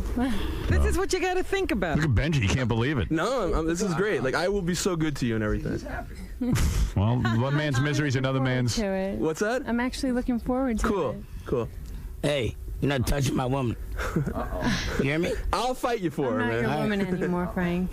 It's over. No, it's not. Yeah, it is. And what would you do if I told you I slept with the You're coming bouncer home with me. outside? You're coming home with me. Nope. You slept with the bouncer outside? Yeah, once. Oh, What? okay. After I found out that he has been Cheating on continuously you? unfaithful. I wouldn't even mind that. You could do that. Like You can sleep with other guys. I would really like to find a man to be faithful. No, I would. Trust me, he'll be faithful. He has no choice. Yes. He can't get anybody. Faithful forever. All right, listen, everybody, congratulations on whatever. I don't even know. Benji, Just Beetlejuice, congratulations on living 48 years. That's great. Why they nicknamed Beetlejuice? Oh, about 12 years. 12 years. Well, any reason why they call you Beetlejuice? Remember that movie Beetlejuice? Yeah. Well, He looks like Beetlejuice? yeah. Okay. Well, I like Beetlejuice. Oh, because of the little head? Is that what Yeah, because there's a little head. What is it, Beetlejuice? Maybe you can look it up in the movies. Right, all right, I will look it up. All right, Beetlejuice, Howard. thank you. Yeah. I've never seen Jackie so amused. He looks like he wants to take Beetlejuice home. Yeah. I'm trying to figure the whole thing out. What? There's nothing to figure out. Everything to figure out. All right, listen, never mind. While Jackie's figuring, I have to move on. Patty, is it officially over between you and Frank? Yes, it is. But in all honesty, now be honest. Were you ever really going out with him? Yeah, I swear to God, I really was. You really were? I really was. So yeah. so now today is the end. Today is it. I'm done. No matter what he can do. He can't do anything anymore because I don't have any trust in him anymore at all. So you don't trust him anymore. No, I don't. No, she's coming home with me tonight. No, I'm not. Today. I have my own ride home. Thank you. All right. Well, I guess, Frank. So there's nothing you can do that you can try to win her over. Well, we're gonna try to work it out. No, we're not. It's over, Frank. It's over. Yeah. It is over. I think I might have a date with a gentleman that came in the show before. So Yeah. What did you think of Benji? he seems very nice. Now, you would actually really date him? I would go on a date with him, sure. Yeah. Yeah. How does that make you feel, Frank? She's still coming home. No, I'm not. I have a ride home. I'm gonna follow you home. Okay. What? You give him back the ring and gave you that? I gave it back to him already. Did you? That ring came from a gumball machine. Here. That's not it either. Where is it? I gave it back to you. I don't want it. What do you think about this, Beetle?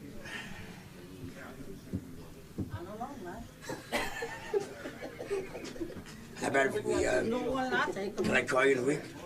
No. No? She's not having any of it, mate. Trust you again. You got my number. If you need to talk to me. I had your number. All right. Love you. Patty, can we talk? No, I have nothing to say to you. I'm gonna call you, okay? I'm gonna call you. Yeah, right hand. You have your stuff? Yeah, that guy. What, Beetle? Okay. I assume he's downstairs. That guy. Your bodyguard? Yeah. Our bodyguard? Were you really doing your role? Yeah. I did once. And I'll probably do him again. Yeah? That's all right. I suppose he's downstairs. He was waiting over there. Well, but I got you another woman. You can take care of that. What's her name, Michelle? Michelle, for you. Nah, I want her back. No, you take Michelle instead of her. I want Patty back. What's the difference? Shut up.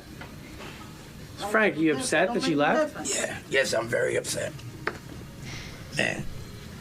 But Don't cry like she started crying over you. but if you're so upset, then how come you cheated on her? Never cheated on her. Well, that's what she's saying. She never, she's accusing me of cheating. You know, I go to these bachelor parties. These strippers, they work with me.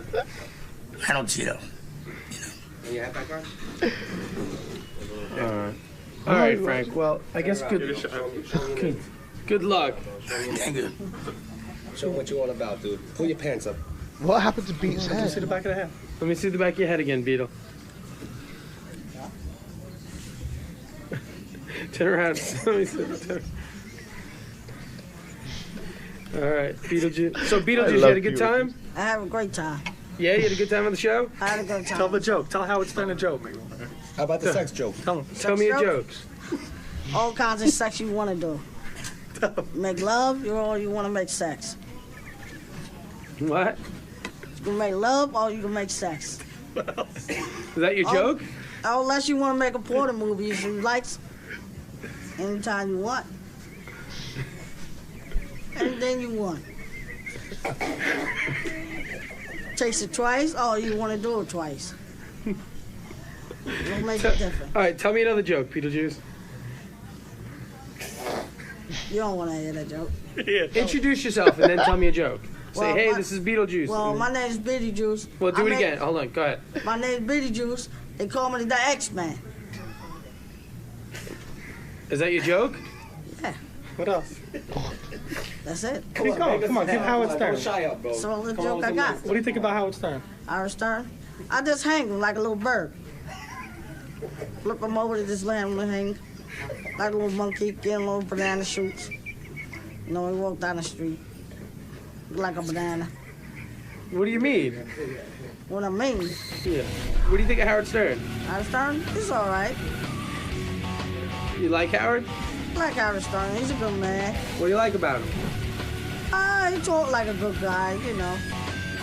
He's a good friend. What do you think of Robin Quivers? Robert Kravis?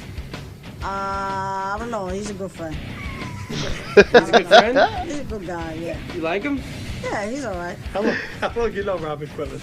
About 5 years. Something like that. How long you know Howard? Howard Stern? Maybe over a week. Just hang him.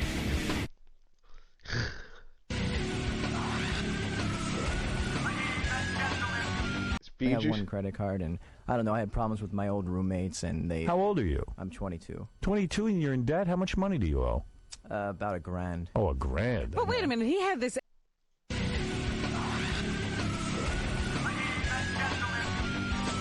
We'll watch this another day, actually.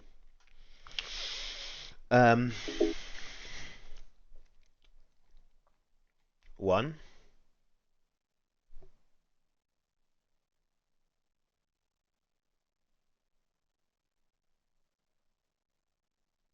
Guys, one.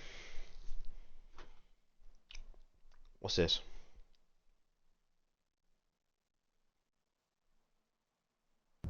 Evan, where's the briefcase? It was just here. Well, it's not anymore. You need to find the person who took that case. So no one gets greedy. Pussies. Called the first one savage, mold my mood, that's what it was. Hold on. 2016, we was running around, beat niggas up in the club. I know she around for the money back. Never seen that movie. What's this?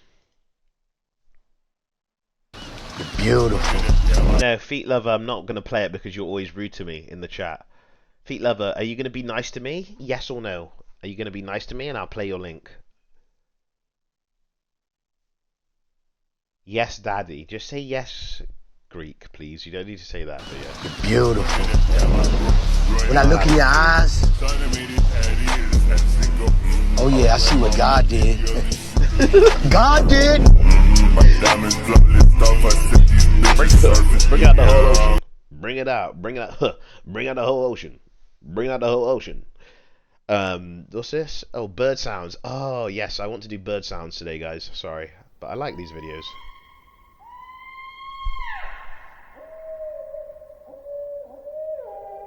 I'm learning a lot from this.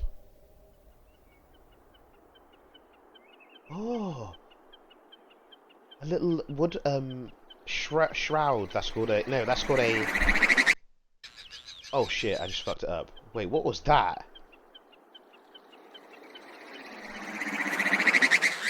What the fuck? It's like a helicopter. Snipes. What the fuck?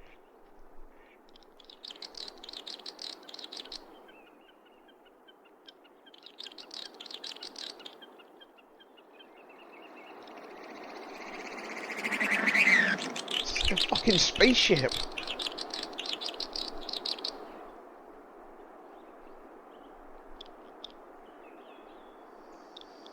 Snipes. What's this one? These ones are crazy, bro. Forgot the name of it. It's Optimus. Oh, it's Ompredola. Yes. Crusted Omprendola.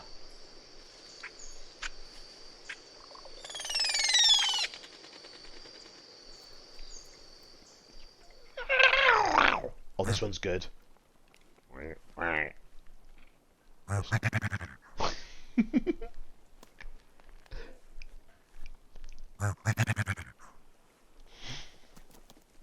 The dusky grouse. I love me a good old dusky grouse.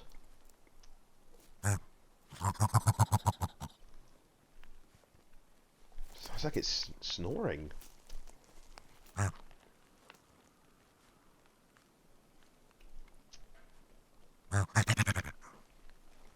The dusky grouse, ladies and gentlemen, welcome.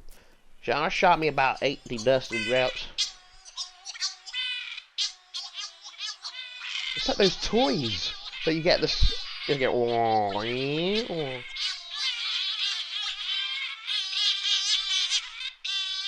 Cory shareware that water.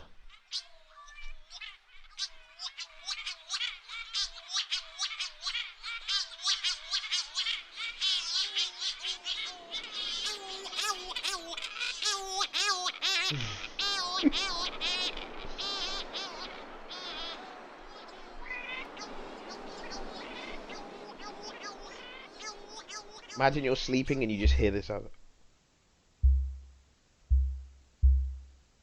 What?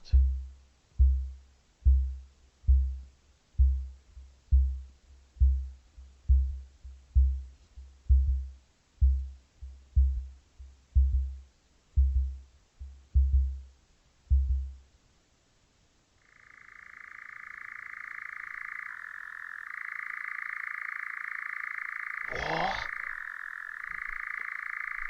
Look at that camo. The European nightjar.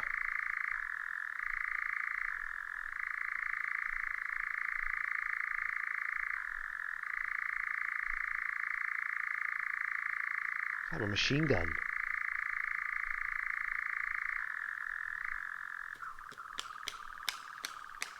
What?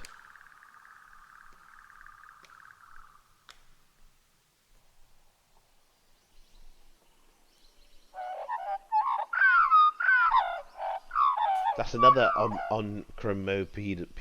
I forgot the name. Oh, it's an Australian magpie. Bloody magpies here. That sounds amazing.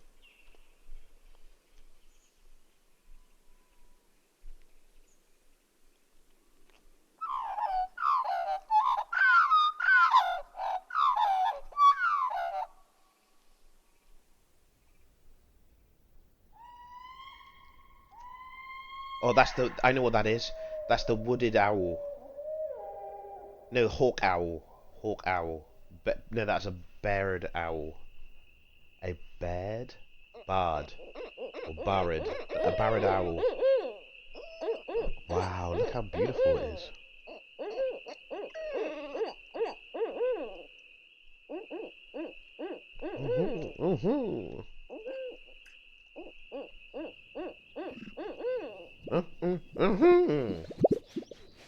What the fuck? What is this? What on earth is this? The Gunson grouse. The Gunson grouse.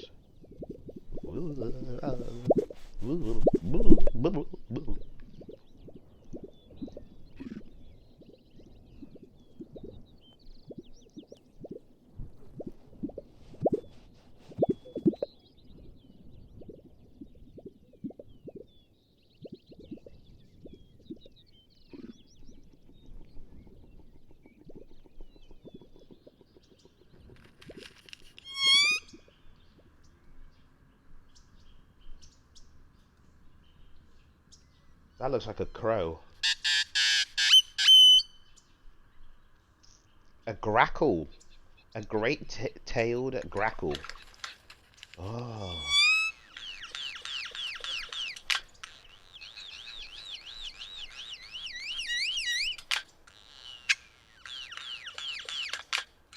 What the fuck? Sounds like he's reloading a gun. Nice. What else have you got?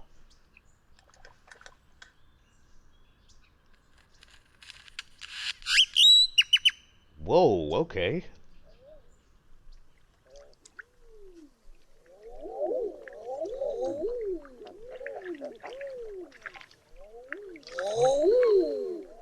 Awoo. Common eider. The common eider. Wow. The common eider.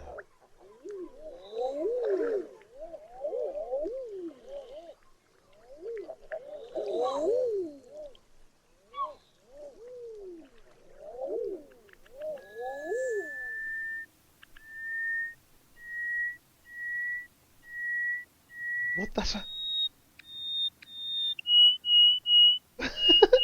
The greater hooplark. Hooped lark. The greater hooped lark. Interesting. The greater hooped lark.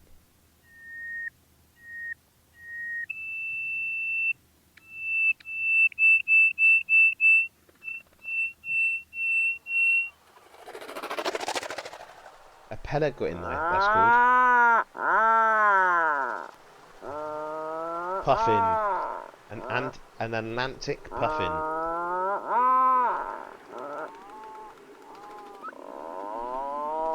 Sounds like me getting up in the mornings.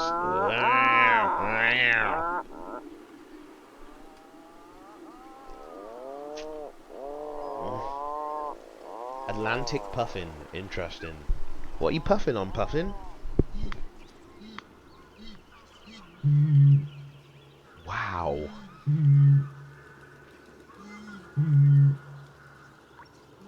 A Eurasian bittern.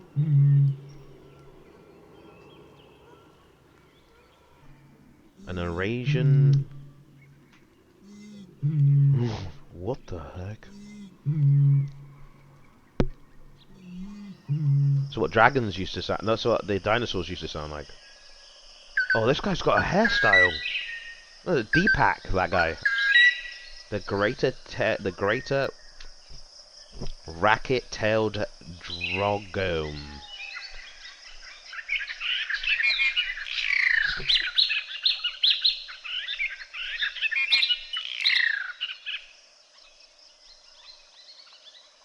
The greater-tailed... What are you called, boy?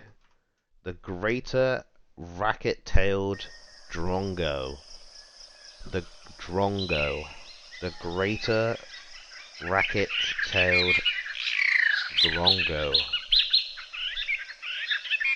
Drongo. Look how great its tail is. It really is greater-tailed.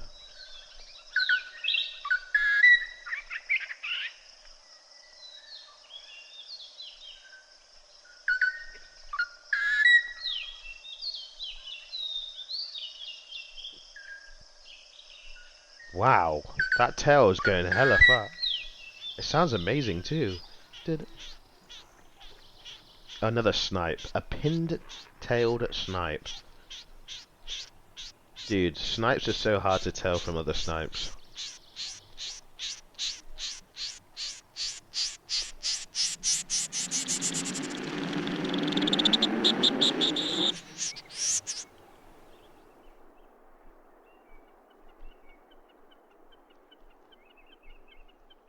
Wow, that was bird sounds. Second day of the bird sounds.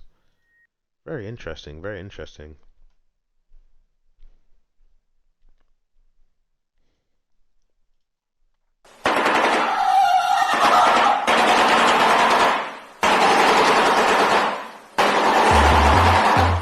This prehistoric bird looks like it wants to murder you in your sleep. That's probably why its gaze is affectionately nicknamed the death stare. Known as a shoebill, this bizarre bird found meme fame because of its bone-chilling stare. Even Joe Rogan gave the shoebill a social media shout-out. It's the craziest animal of all time. But this bird has other captivating attributes. How big do they get? Why do they make such jarring machine gun sounds? And if a shoebill gives you the death stare, should you be scared? Long before the shoebill found itself on social media, it appeared in ancient Egyptian artwork because it's so common in the Nile's watershed areas. Now, these creatures primarily call the wetlands of southern Uganda and Sudan their homes, and because shoebills don't migrate, they've inhabited these regions for eons. Scientists often refer to shoebills as living dinosaurs. They evolved from carnivorous dinosaurs called theropods, the same group as the colossal Tyrannosaurus rex. Over time, shoebills traded their sharp teeth and snouts for their large, distinctive beaks. These oddly shaped beaks are the bird's most striking feature and remind us of a Dutch clog shoe. It measures up to 30 centimeters long and 12.7 centimeters wide. Their bills are large, and they're so strong that an adult shoebill can decapitate a baby crocodile. Oh, that is whack. Shoebills are considered ambush predators. They stand completely still in the water, sometimes for hours, waiting for prey to approach. When a snack finally swims by, like a tasty lungfish, their favorite meal by the way, they plunge bill first into the water, cleaving their victim in two. Another striking feature is the shoebill's intimidating size. On an expedition to Africa in 1840, German explorers were told by an indigenous guide Seriously? about an unusual bird as big as a camel, but with a bill like a pelican's. They were the first Europeans to hear of the shoebill. They get a gold star. While the shoebill is shorter than a camel, it's still a big bird.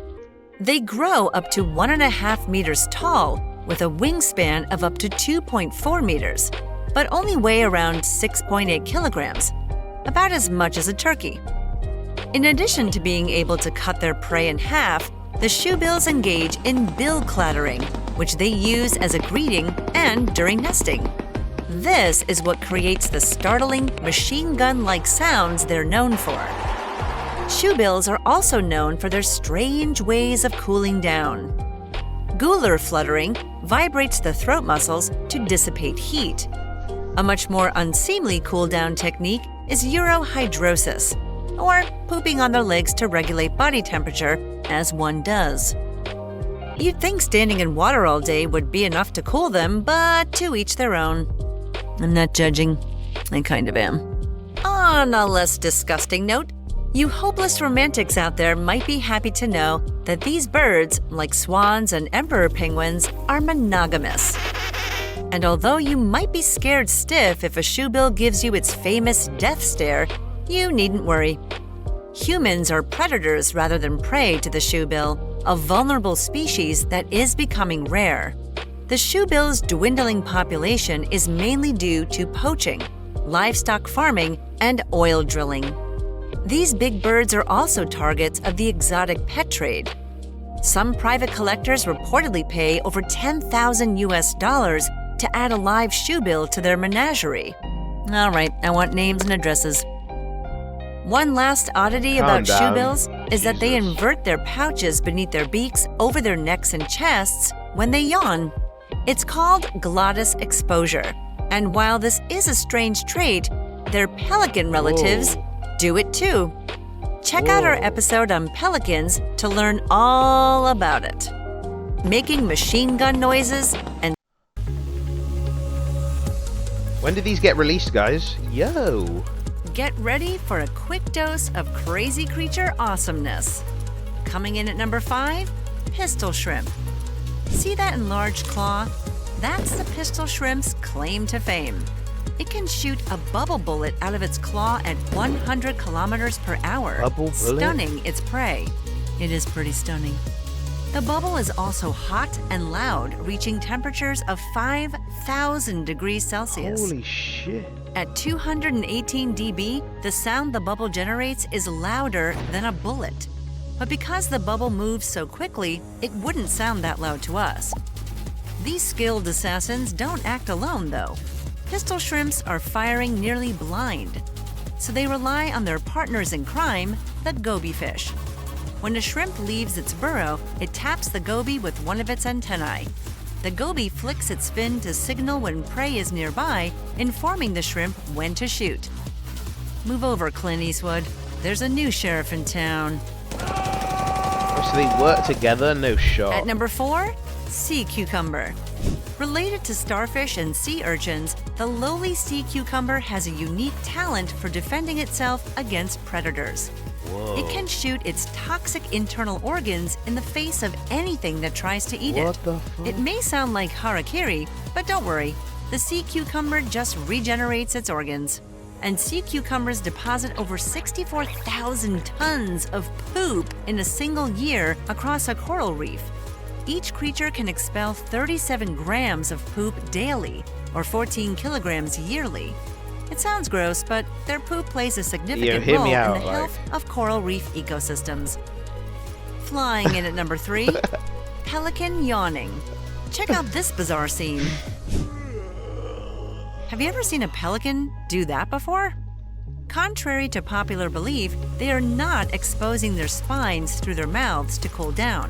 They're yawning. The bulges coming out of their mouths are called a glottis exposure. Keep it under wraps, pelican. According to Darren Naish, a paleontologist, they do this by inverting the pouches beneath their long beaks over their neck and chest. Crazy. Dr. Naish also says that this strange yawn stretches and rearranges the lower jaw and throat tissues. Imagine if humans yawned like that. Yikes. I kinda do. And at number 2, squirting cucumber. Ooh. Not to be confused with the aforementioned organ-expelling sea cucumber, this plant creates a fruit that looks like, you guessed it, a cucumber. When it's ripe, the fruit explodes from the vine and squirts seeds covered in a goopy, gelatinous substance. These seeds eject up to 6.1 meters from the plant. But don't try to eat them. They're considered poisonous now, but squirting cucumbers were used to treat rheumatism, shingles, and cardiac disease. But its medical prowess has been debunked. And wriggling into the number 1 spot, Antarctic scaleworm. In the frigid waters of the Southern Ocean, at depths of 520 to 670 meters, this scaly worm can grow up to 20 centimeters long. What makes it even more bizarre is its retractable, tubular sucking mouth part Whoa, it's got like British an teeth. eyeless head. 3-heading. It can turn inside out and fold up into the worm's body. This strange appendage comes out while feeding, exposing jaws full of jagged teeth. The worm may use its ring of bristles for swimming, crawling, and self-defense. Some species have glowing bristles, while others may use their bristles to circulate oxygenated water into tight spaces or produce venom. Want to see more of these Christmas ornaments from your nightmares? Check out our episode about Antarctic scaleworms. Firing seeds and bubble bullets and yawning strangely, that's what some plants and animals do. And that's why they're crazy creatures.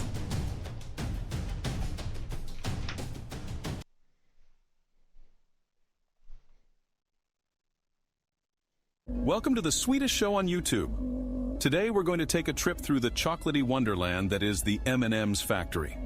We all love these little bites of happiness, but have you ever wondered how they're made? In this video, we'll take you behind the scenes to show you how M&M's are created from start to finish.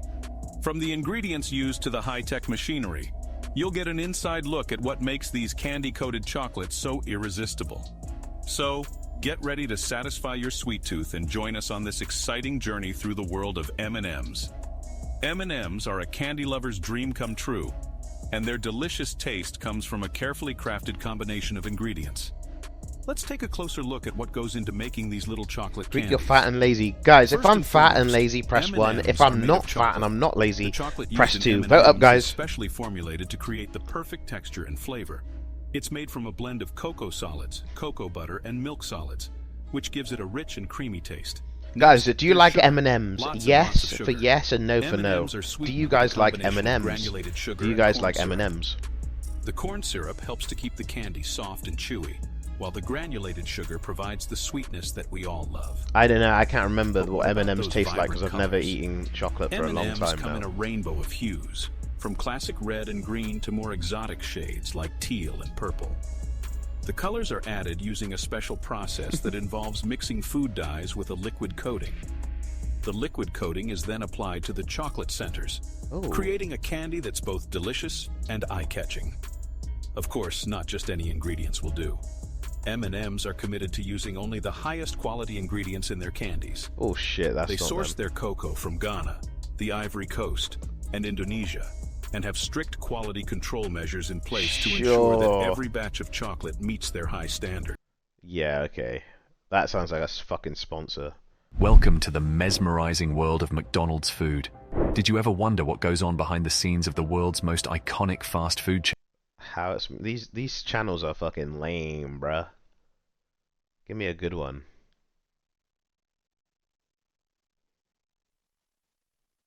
Jawbreakers, also known as This is the good one. gobstoppers, have been enjoyed by the sweet-toothed among us for decades. You pop one in and slowly suck or chew through up to 10 layers of colours and flavours. Sometimes there's bubble gum in the middle for an even longer-lasting finish. The music's good too. Large ones are just for show. Most gobstoppers are smaller than a golf ball. To make their bubblegum centres, synthetic rubber is blended with powdered resin, which will dissolve the rubber.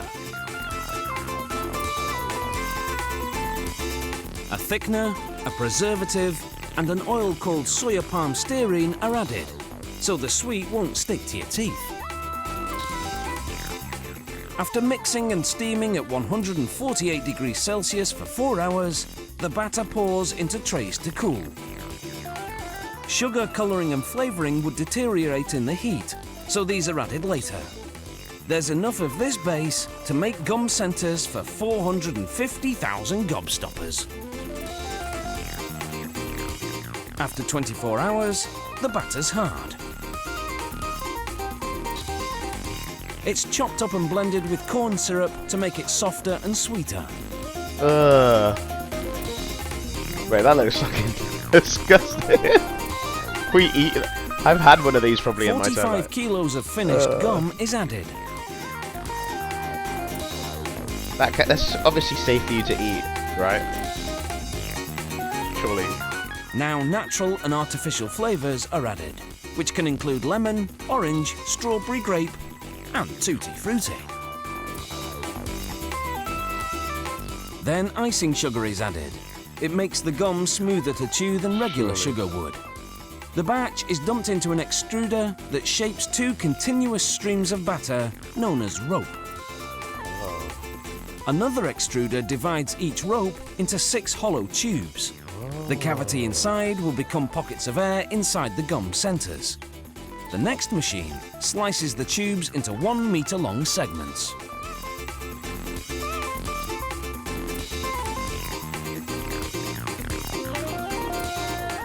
A mechanical arm pushes the segments into the channel of a forming machine. Steel rolls then slice through the tubes and shape them into balls. The balls range in diameter depending on the size of the gobstoppers being produced.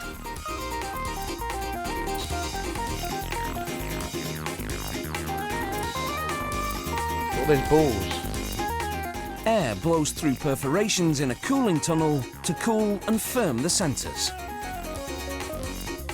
Then they fall onto another forming machine, which restores their round shape.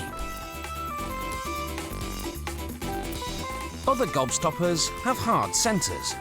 The machine that makes them feeds powder into dies, then applies up to 5 tons of force to compress the powder into a solid sweet. Whoa. Oh my god. just now powder. for the rest of the gobstopper. First, the sweet centers are dumped into what's called a coating pan.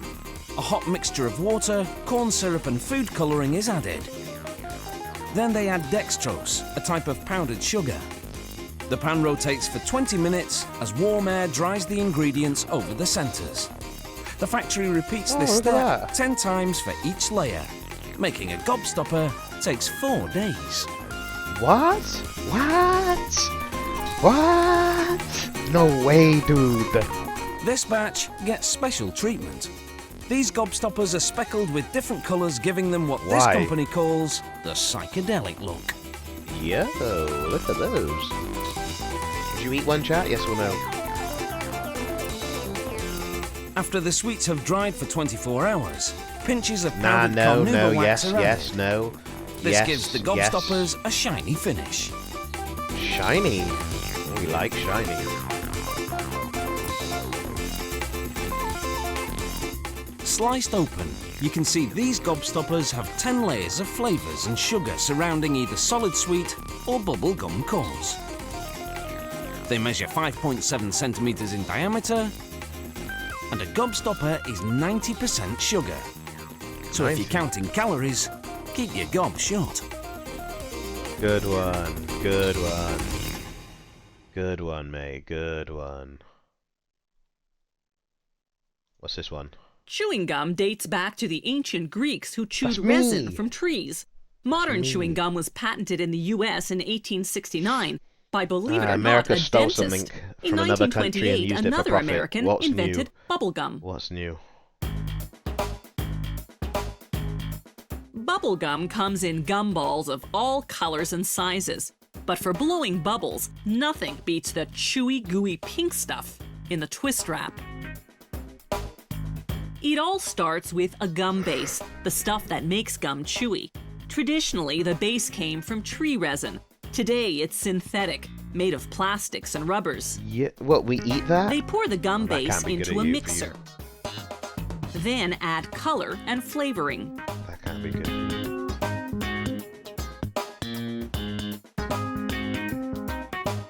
As it begins mixing, they pour in glucose syrup, a sweetener. Because it's liquid, it helps keep the gum base soft. Oh, I want to suck on that.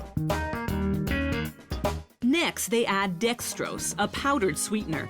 They blend the ingredients for about 20 minutes. The stirring action builds up heat, which melts everything together. Whoa. Whoa.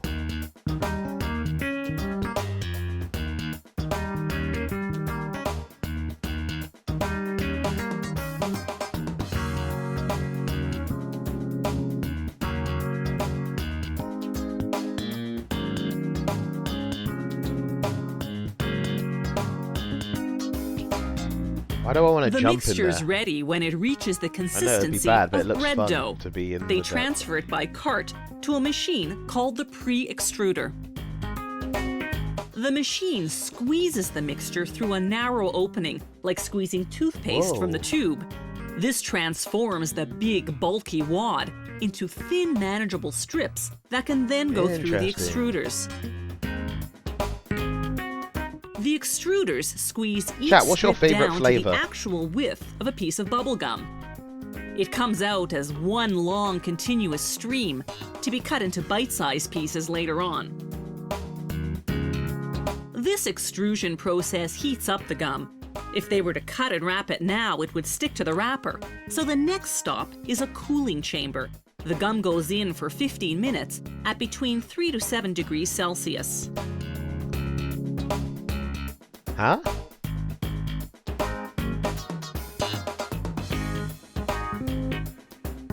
When the bubble gum comes out, it's cooled down enough for what they call the cut and wrap. One machine does both jobs in a The cut fraction and of a wrap. second. Watch the action in slow motion.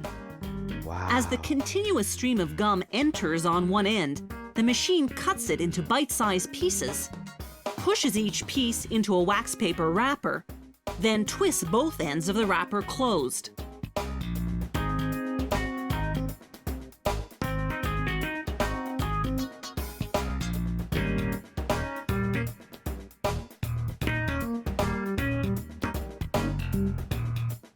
Here's the slow motion replay from a different angle. That's crazy. How does that not mess up?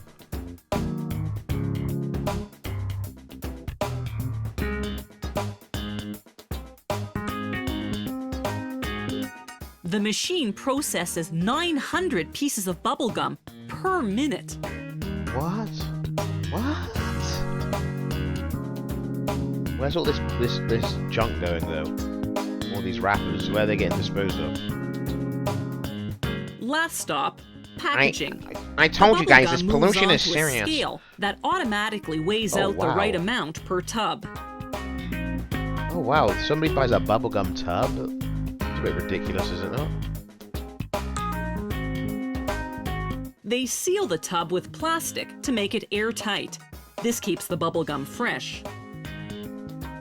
Ever wonder why bubblegum is pink? It's because that's the only color Walter Deamer had on hand when he invented this treat back in 1928. 1928? Since then, the color just stuck. 1928? Oh yeah, because they stole the idea from Greeks, okay.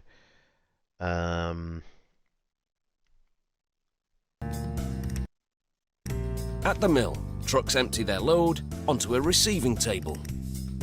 It feeds a Americans conveyor fat. that takes the cane through 2 separate washes. The cane must be as clean as possible for extracting the juice.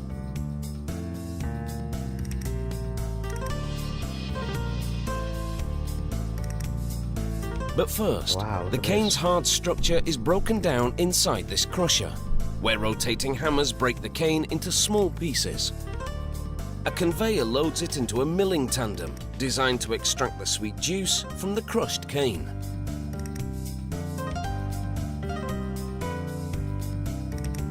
In this milling tandem, the cane passes through a series of 5 or more consecutive mills. Large cylinders compress the cane fibre. The juice pours out of the milling tandem and diverts into a channel away from the bagasse, the dry pulp that remains after extracting the juice. Isn't the juice going to taste a bit like metal? Through the machines? A worker supervises the operation at each of the mills. A vat collects the juice that flows from the top and bottom of the mills. Now that the juice is extracted from the sugar cane, it's time to process it. However, before it's turned into sugar crystals, a sample goes through a series of tests never at the call sugar yourself mill's laboratory. losers. You are not losers. They add a thickener that binds You're to winners impurities and in don't the let juice, anybody make you and then filter it to make it clear and clean. Oh, they filter it. Then it's poured into a polarimeter, a machine that measures the concentration of sugar. The juice from the mills now falls through this 10-meter-high tower as sulfur dioxide vapors rise through it. This process, known as sulfitation, bleaches the juice. Then it flows through a device that measures its pH level. While at a separate vat, workers add powdered lime to water, preparing a solution to which they will then add the juice.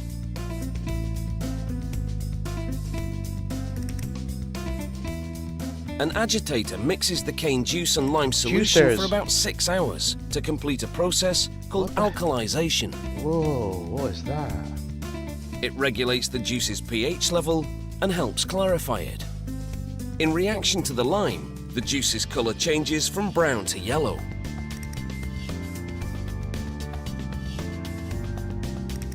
Next, the juice goes into these clarifier tanks. It takes over 2 hours for the juice to settle and for the impurities to fall to the bottom of the tank. A sample taken from the tank shows how the sludge collects at the bottom, while the clarified juice collects at the top. There's still quite a way to go before it's transformed into the stuff that goes into your tea. Workers filter the residue, known as mud, from the clarifier tanks to extract any remaining sugar.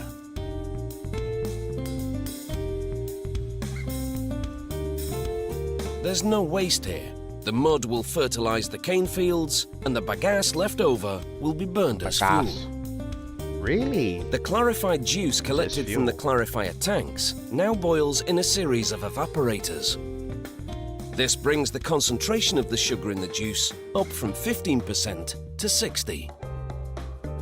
Then the juice collects in 15-ton tanks to clarify even more. Any sediment left in the juice floats to the top. A rotating paddle skims this residue off to the sides of the tank. Wow. These tanks produce a type of syrup that goes on for still more processing. What? What? Workers There's more, now pour dude. sucrose crystals suspended in alcohol into the syrup. This milky solution binds to the sugar present in the syrup and helps draw it out. Next, it all boils in large vacuum pans, forming sugar crystals. As the water in the syrup boils away, workers regularly check to see how the sugar is crystallizing. The goal? To produce a thick crystallized paste known as masquite. It then goes into a high-speed centrifugal machine to remove the sugar crystals from the uncrystallized syrup. Inside, the sugar spins at 1,200 revolutions per minute. This action draws the molasses to the outer shell of the machine, while the crystals remain in the inner basket.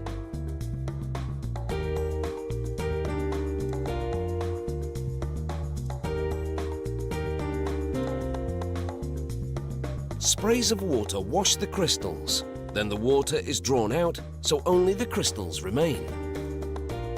This centrifuge draws out moisture from the sugar just like a washing machine on spin cycle dries your clothes.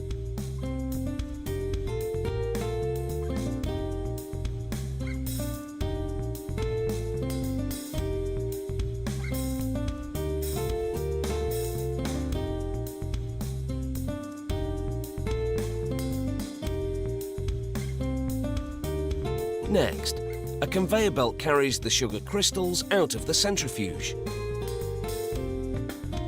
This mill produces raw sugar, which has more molasses and is unbleached, and plantation white sugar, which has less molasses and is bleached a brilliant white.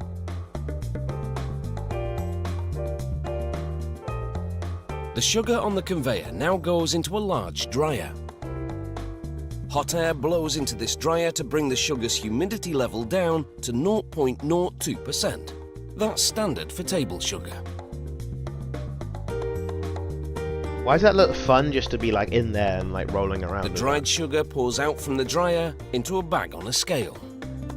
It's full when it weighs in at 1,000 kilos.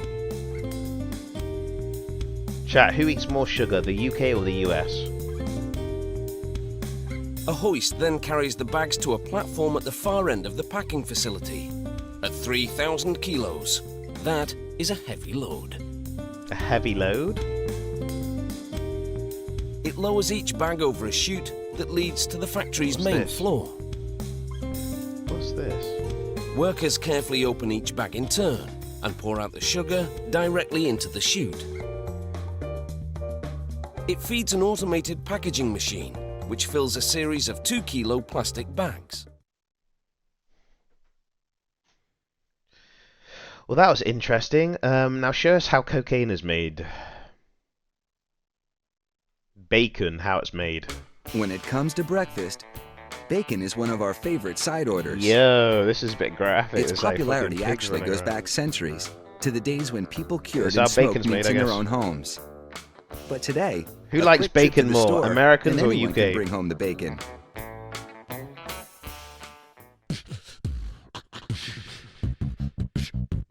Bacon is now processed and even pre-cooked in factories. It all starts with a load of pork bellies. My lord. They're tossed into a big tumbler. The action softens them, so it will be easier to remove the skins. I feel like there's not much respect for the animals. Each pork belly goes skin side down on a conveyor belt.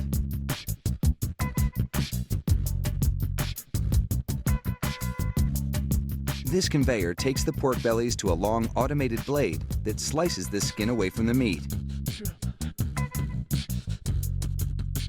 The skins drop onto another conveyor belt to be processed into pork rinds.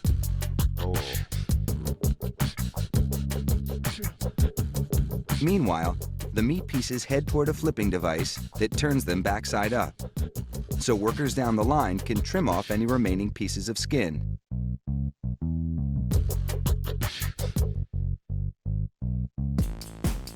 Next, they mix up a brine solution which will cure the pork. Salt is funneled into a tank of water. So, who has more salt, the people from the UK or the people from NA? It's mixed thoroughly I'm gonna say until the people the from salt the UK. dissolves. Salt and pepper on their chips. Then, liquid smoke and other flavorings UK are added. has more salt. For sure. I mean, for their ratio I'm talking about. Maybe not. We have crisps and chips. The pork bellies now pass under an salt injector head. And Chinese food that has a lot of salt in. Its needles repeatedly thank inject you. the curing solution into each pork belly. Help here and just subscribed. Thank you for the 74 months, baby. A metal hanger called a comb is pressed into each of the pork bellies so they can be hung on a rack. A rack? A rack. Then, it's into the drench cabinet for a shower of liquid smoke. As liquid smoke bombards the meat, it adds flavor and color to the surface. It's not even real smoke, it's just liquid The pork smoke. bellies are transferred to a big oven. Yeah, probably They'll liquid cook that's for been 5 hours smoked. at a yeah. low temperature. That allows the flavoring to permeate the meat. Well, that looks creepy. Now it's into a blast freezer for a quick chill down, then into another cooler for a couple of days. The cooling firms the meat, which makes it easier to slice.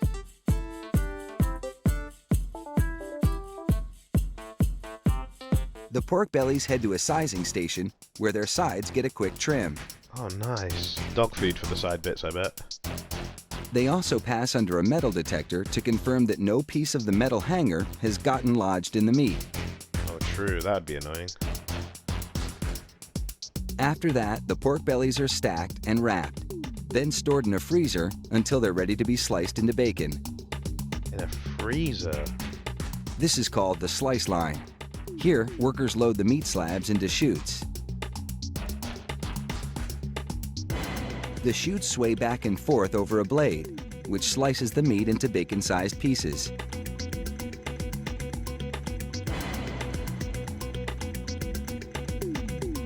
The bacon falls neatly onto a conveyor belt. No way it Another falls like conveyor that. belt rolls over the bacon slices to secure them Perfectly, for cooking it in a slices? browning microwave. As the fat cooks off the bacon, it drains into a trough. These music. drippings will be used to make gravy and pet foods. Sounds like me The vibing cooked on... bacon now exits the microwave oven and comes under the watchful eye of an inspector. Oh, an inspector. She discards slices that are broken or not up to par. These wheels then roll the brown bacon slices onto parchment paper. How do bacon A tiny bits electronic not get eye fallen down? keeps track of the number of slices. Finally, the bacon is stacked for packaging. Oh my god, it's very... professional. Now that's a job well done. Time That's to put it. the coffee on and scramble up some eggs. All that packaging just for that?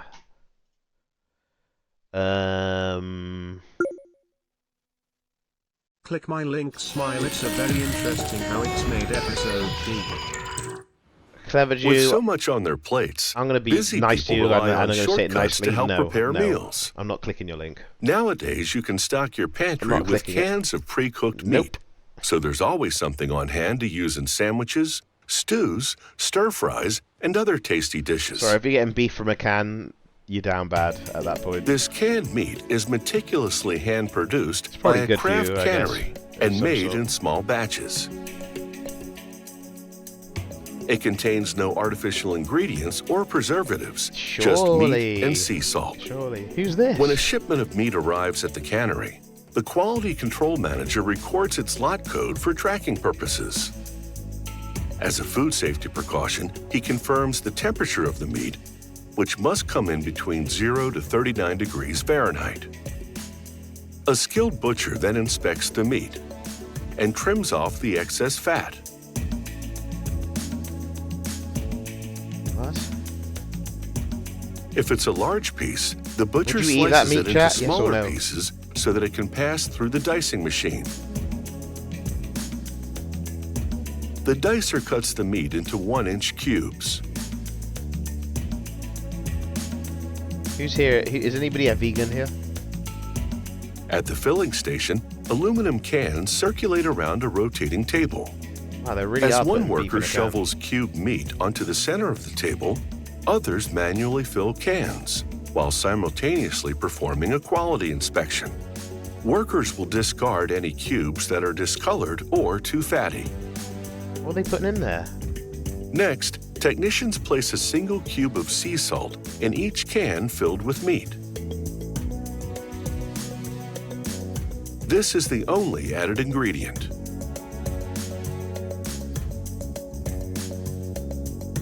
Wait, so that's it? Just tin? How does this At stay the next fresh? station, workers weigh each can individually and either add or remove meat to reach the required weight. The filled cans now travel on a conveyor belt to the cookroom.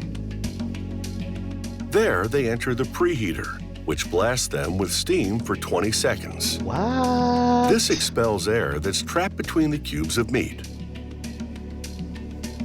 Next, the cans move into the closing machine. The machine compresses the meat to provide sufficient clearance at the top of the can. This headspace creates a vacuum on the can to draw out the remaining air. Really? Then, a device attaches the lid by a process known as double seaming. The process rolls the edges of the lid and can together, forming a rim that provides an airtight seal. Really? It's time to get cooking. A worker lowers the cans into a commercial-sized pressure cooker. Cooking under steam pressure produces the tenderizing effects of slow cooking in a fraction of the time. Really? The meat cooks in its own juices. The cooking temperature varies depending on the type of meat and the can size. If that blows up, that's gonna hurt. When the meat is ready, the technician removes the cans and sets them aside for about an hour to cool Yeah, and thank you for dry. the 12 months. Guys, I love all of you homily. Oh, that's nice, mate. We love you too, The man. Love cans are hearts in the then chat moved for to the everybody packaging here area. on a Sunday. Beautiful. As a love worker heart. loads the labeling machine, he inspects each can Guys, for press dents 1 in the chat or if you would eat damaged this can, seals. dude. Press 2 if you wouldn't. One by one, the cans roll over a glue applicator, then a stack of labels, wrapping themselves in the top seal. At the same time, the machine counts the number of cans. That's cat food. Chat, would you eat cat food if After you were rolling off starving? the labeling machine, the cans pass through an inkjet printer, which applies the best used by date. For survival. Holy giga, Chad. That date is If next I'm to the surviving, log I code, eat cat food, no which problem. the closing machine printed while attaching the lid. This can of meat has a 5-year shelf life due No, to I'm two vegan. So crucial factors. So, It for is the question cooked for the properly, vegans out there, would and you the rather can die seal than is eat meat? airtight. Oh.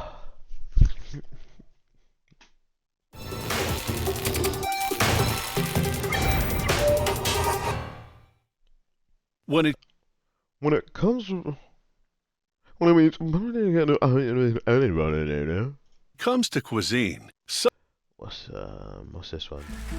About 20,000 pounds of What sea the- urchins are what? delivered to the Santa Barbara factory each week. But it's not until you crack open the spiky shells that you see what makes sea urchins so valuable. The gonads. Just one 200-gram tray of urchin gonads like this can cost $100, and some in Japan can sell for over 5 times that. Sea urchins are one of the few seafoods still hand-harvested by divers today, and in recent years, Yo, masses thanks of for the them have sub and the taken over the gifted. seabeds of California. Thank you, that's 5 So gifted why subs. are there so many urchins? And how, despite General this seemingly Keys huge D7, supply, thank you, bro. are they still so Give us a wide expensive? heart in the chat, boys. Give us just a general wide heart out of Sea excitement. urchin, or uni, is a prized delicacy in several parts of the world. Today, the yellow-orange gonads are often served in sushi, and even would right you eat out that? of the shell. Would you eat this? Hundreds of urchin species exist, Oh, Lord. but only a select few are coveted food, including the red sea urchin here in Santa Barbara.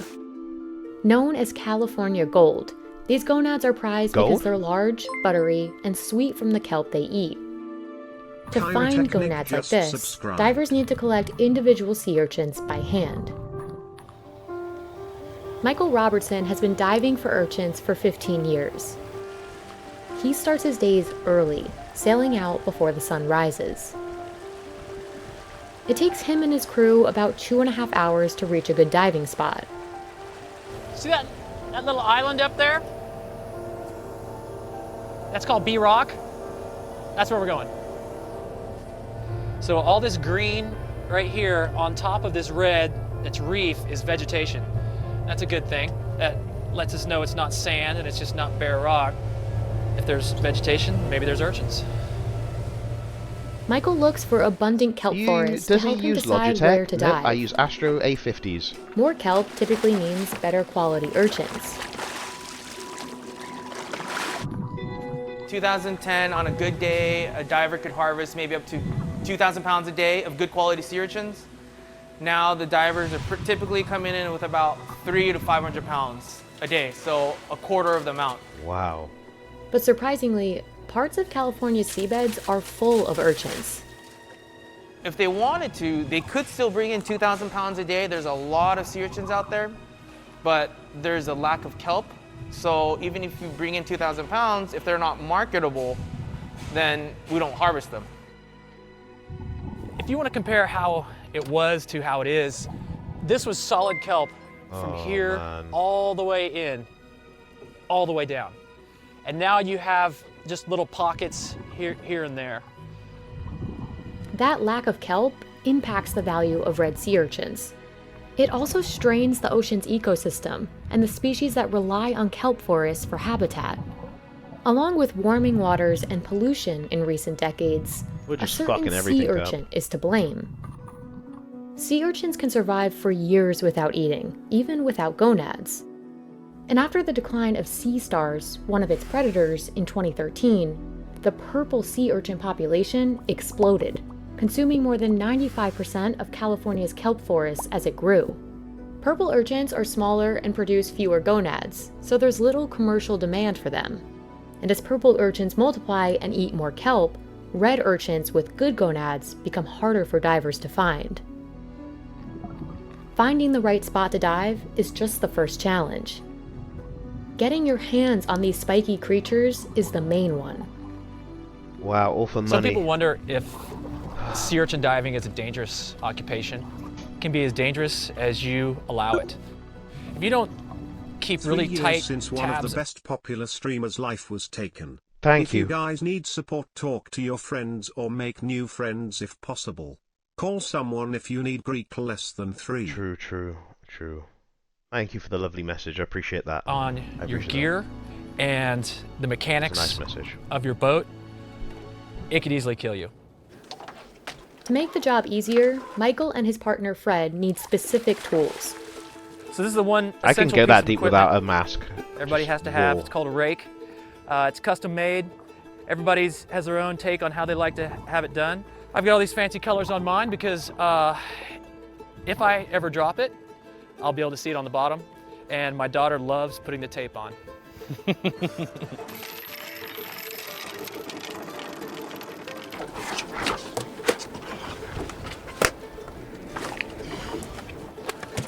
Once they're suited up, Michael and Fred head to the bottom and begin collecting urchins one by one. All right.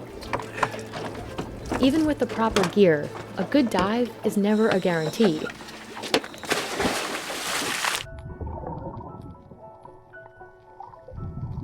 Typically, there are only about 5 gonads inside each urchin. And without enough kelp for the urchins to feed on, the gonads start to shrivel up. In some cases, an urchin will be totally empty inside.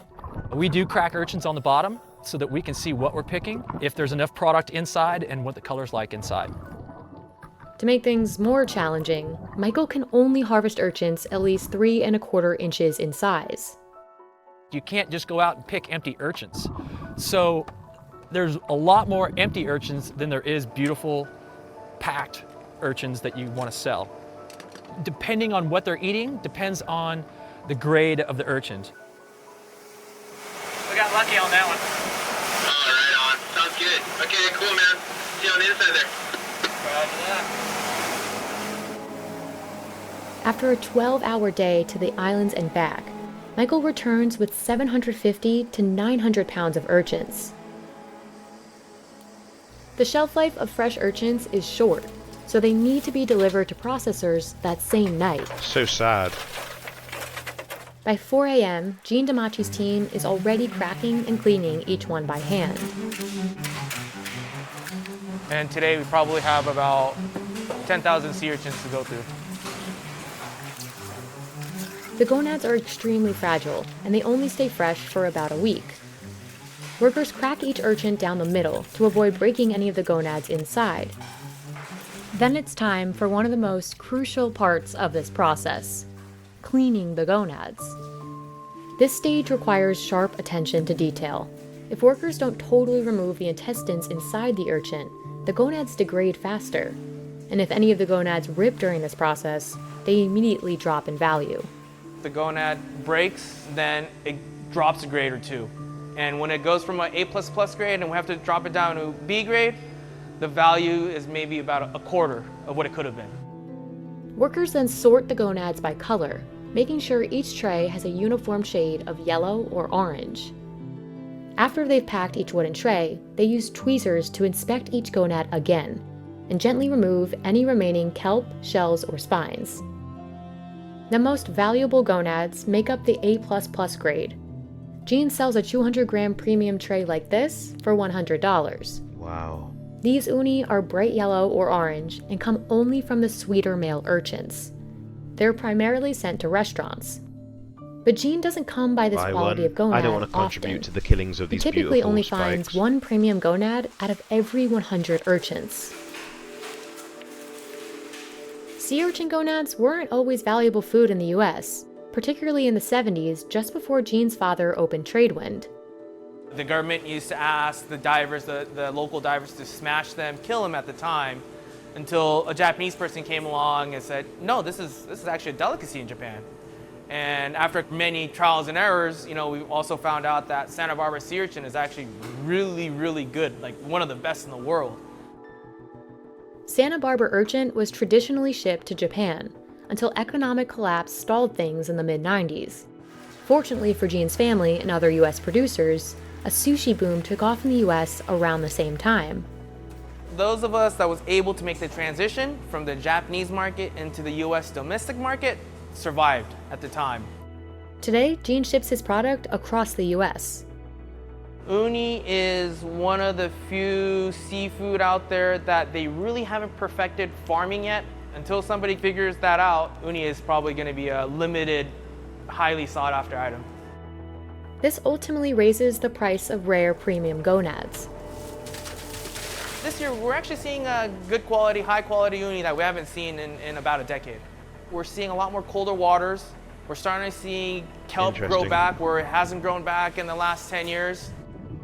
After a difficult decade, things might be looking up for red sea urchins and the kelp they depend on.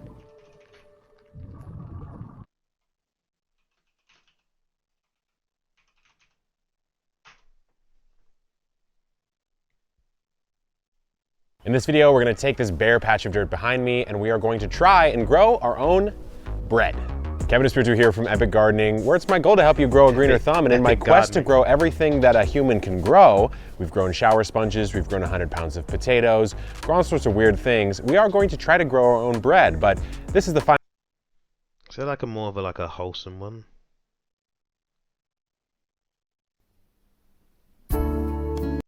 This little film documents how I grow wheat and then make bread for my allotment. That's better.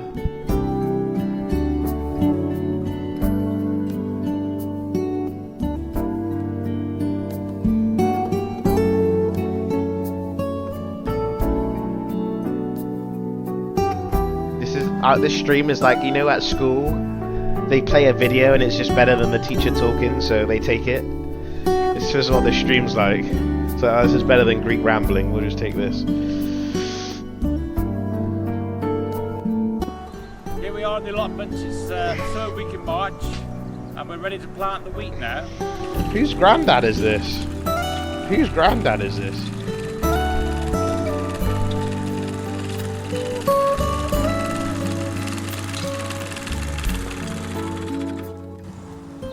If you notice, first time over, I'm going fairly slowly. Last 2 minutes, just levelling off the soil. Thank you for the prime. Hatteen 10 just Hatteen 10, thank you. Big, very big. Thank you, man.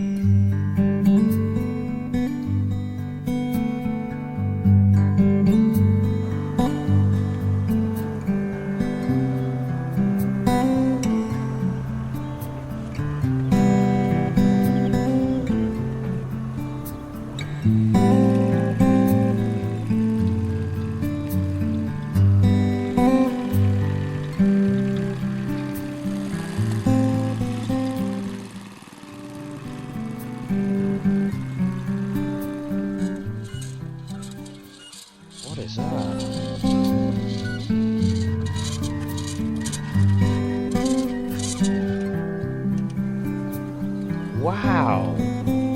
No way. Well, it's now 4 weeks after planting. And I'm doing the first weeding using a push hoe. Weeding? That's this implement here. The best time to do this job is when the weeds are very small. Then it's very easy to kill them. The weeds in the row are going to be shaded out by the crop itself. And I'll probably give it another 1 or 2 weedings between the rows. And then the crop will shade out any weeds in the row. Oh, the crop is, oh my god. The crop blocks the sun so it doesn't grow any weeds. That makes sense. June. When is this? When did they plant it, chat? Wait, what day do you release it? What's the release date? What is this? June? May? April?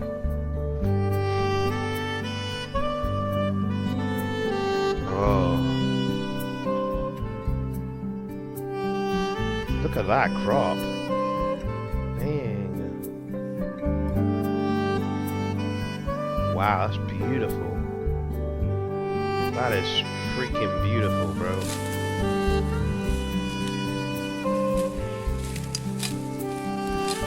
Man, this music is beautiful too.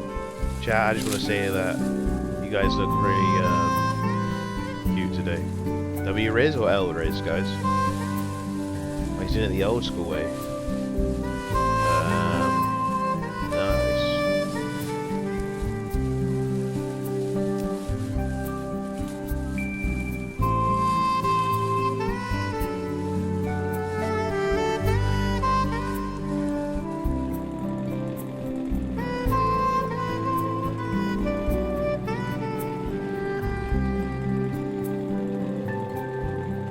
What's he doing now?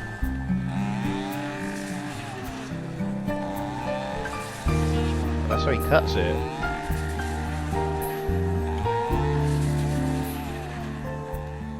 Having cut and scooped the wheat, Holy giga, it now chat. takes about 2 to 3 weeks to dry off, to get dead ripe, ready for threshing. Threshing? So I'll stack some of the wheat on the floor like this, and And the rest of it I'll put on some beams and hang it from the beams, and that'll let the air flow through so that it can dry, ready for threshing.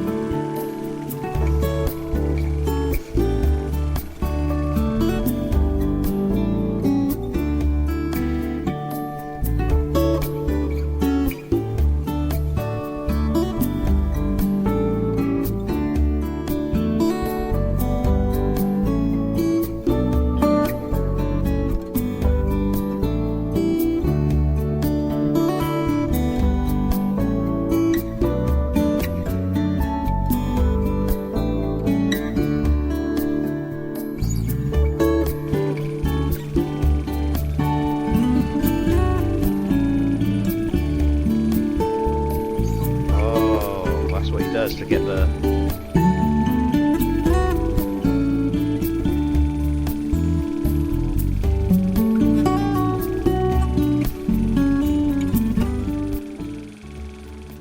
This is the result of the winnowing. If you notice, we still have some unthrashed heads, these little bits here. To get rid of those, there's a little trick where we move this back from side to side.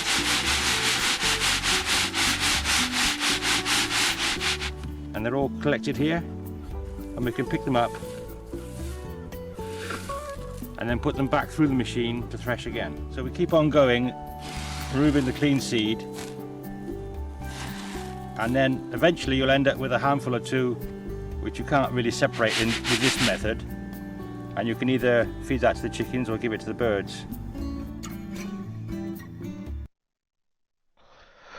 Wow. Wait, there's a part 2? You'll have to get it dry enough for long-term storage. Well, that's where you got all the wheat One way from. is to keep it in boxes in a very dry place and stir it every 2 or 3 days. And you're just bringing the bottom wheat to the top. An alternative way is to make a drying box using an old fan heater. Just the fan, not the heating element. There's a slot in the bottom for the air to flow out from the fan. Drying and box. use a mesh floor.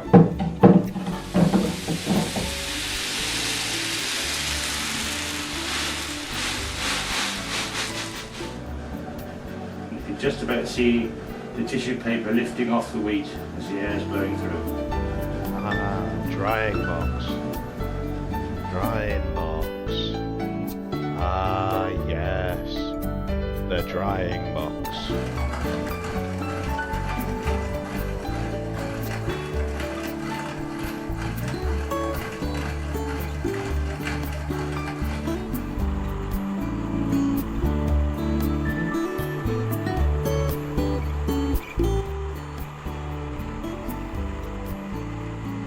So let's make some bread. First we knock up some yeast, spoonful of sugar in 150 ml of warm water.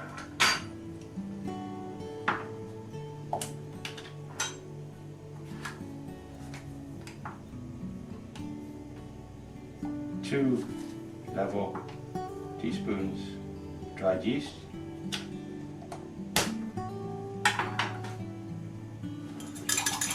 Mix it up. We'll cover it with a cloth. So I use 600 grams of flour, 2 level teaspoons of salt,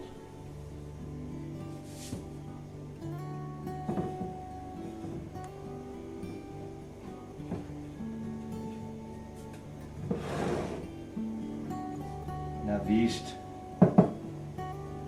nice and frothy. Bit of a whisk. Put it in there.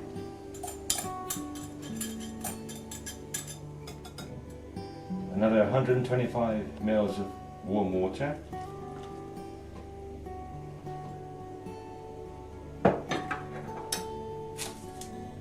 Teaspoon of oil, vegetable oil. Could use olive oil. That stops the bread from going too dry.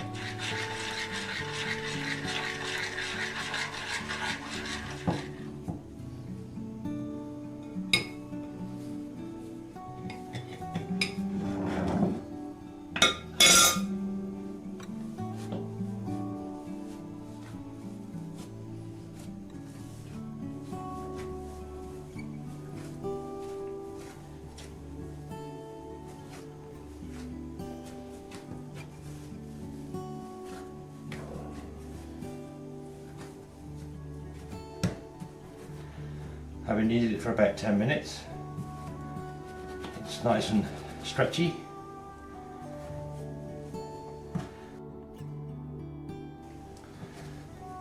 Now we put into a bowl,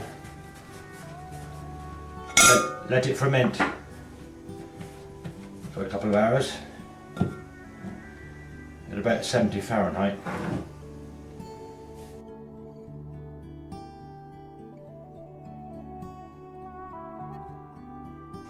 So now we knock it back and shape it ready to rise again.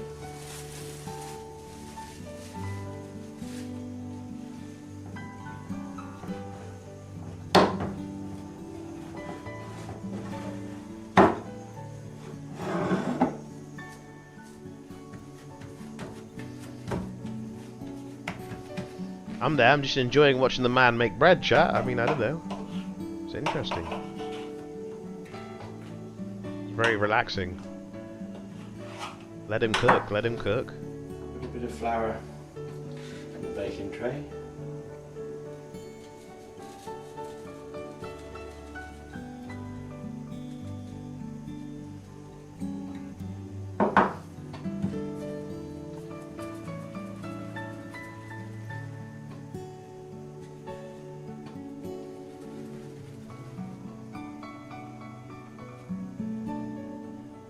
Now I'm going to cover it with a damp cloth for it to rise again, ready to go in the oven.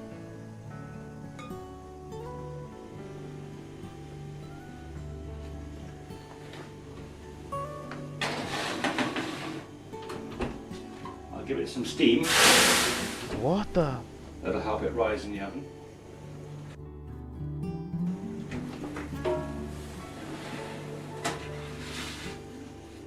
Wow. Buns. That was from his own garden. From wheat to bread. I'll just cover them with a cloth. So here you have it. Homegrown buns. That's how I grow my own wheat and bake bread. Holy giga Chad. Click my Holy giga link. Chad. Triumph click my. Makes his own. Wait, we've been watching this for 2 hours. 2 minutes and it's him that's technically going to be getting all that money, but it will be somebody bigger than him. What's this? We will watch this right now.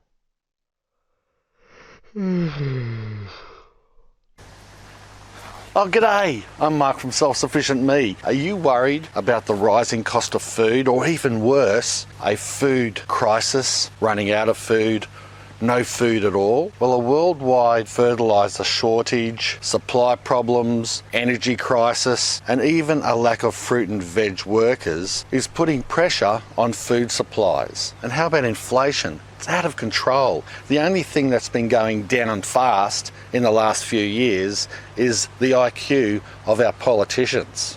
What a bunch of bananas.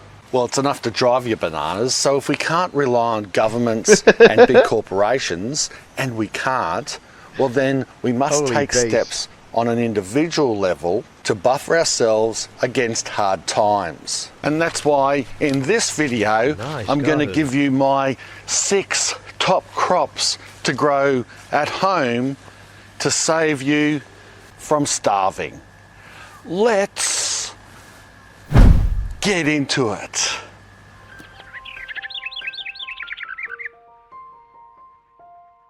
These 6 foods, I've put a lot of thought into them. They had to be ones that you can effectively and easily grow at home in an average sized yard, which also give the best return for harvest, have good preserving qualities, and of course, high sustenance to keep us going in an emergency.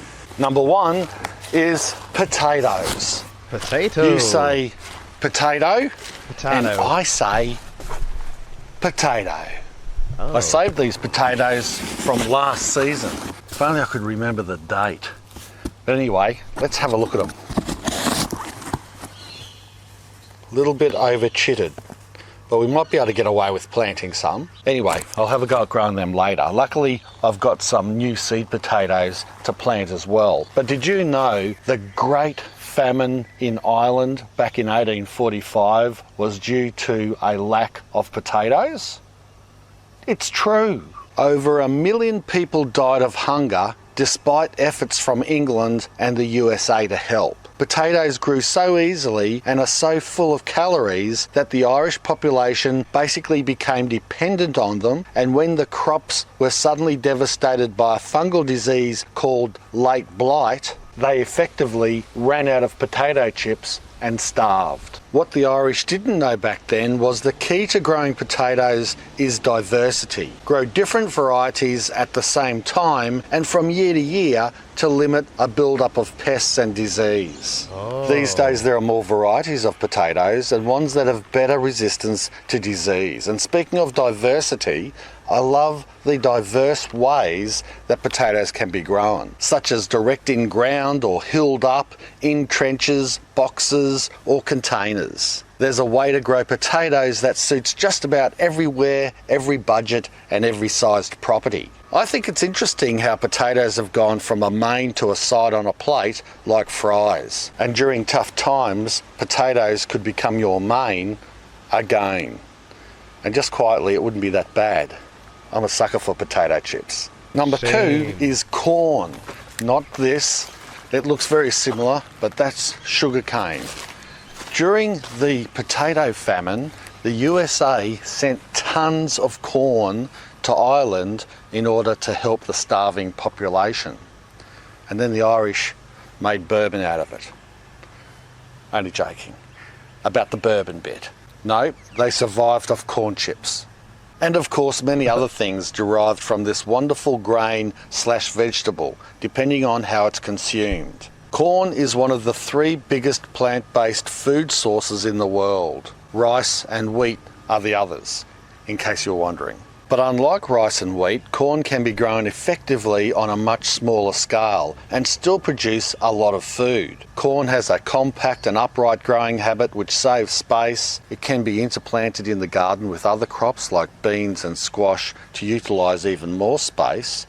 And corn grows as fast as grass, because it is grass. Just like commercially, homegrown corn has many uses, from eating it straight on the cob to making flours, grits, tortillas and popcorn. All these things can be easily done at home without too much effort, making corn extremely versatile. Even the whole plant can be chipped and put back into the garden as a nutritious mulch. No wonder corn became such an important crop for humanity after its discovery in Mexico about 10,000 years ago. And now it's grown on every continent around the world except for Antarctica. I'm going to do this. And I encourage you to grow it as well, because the way things are going, we're not going to be able to afford to eat at Taco Bell.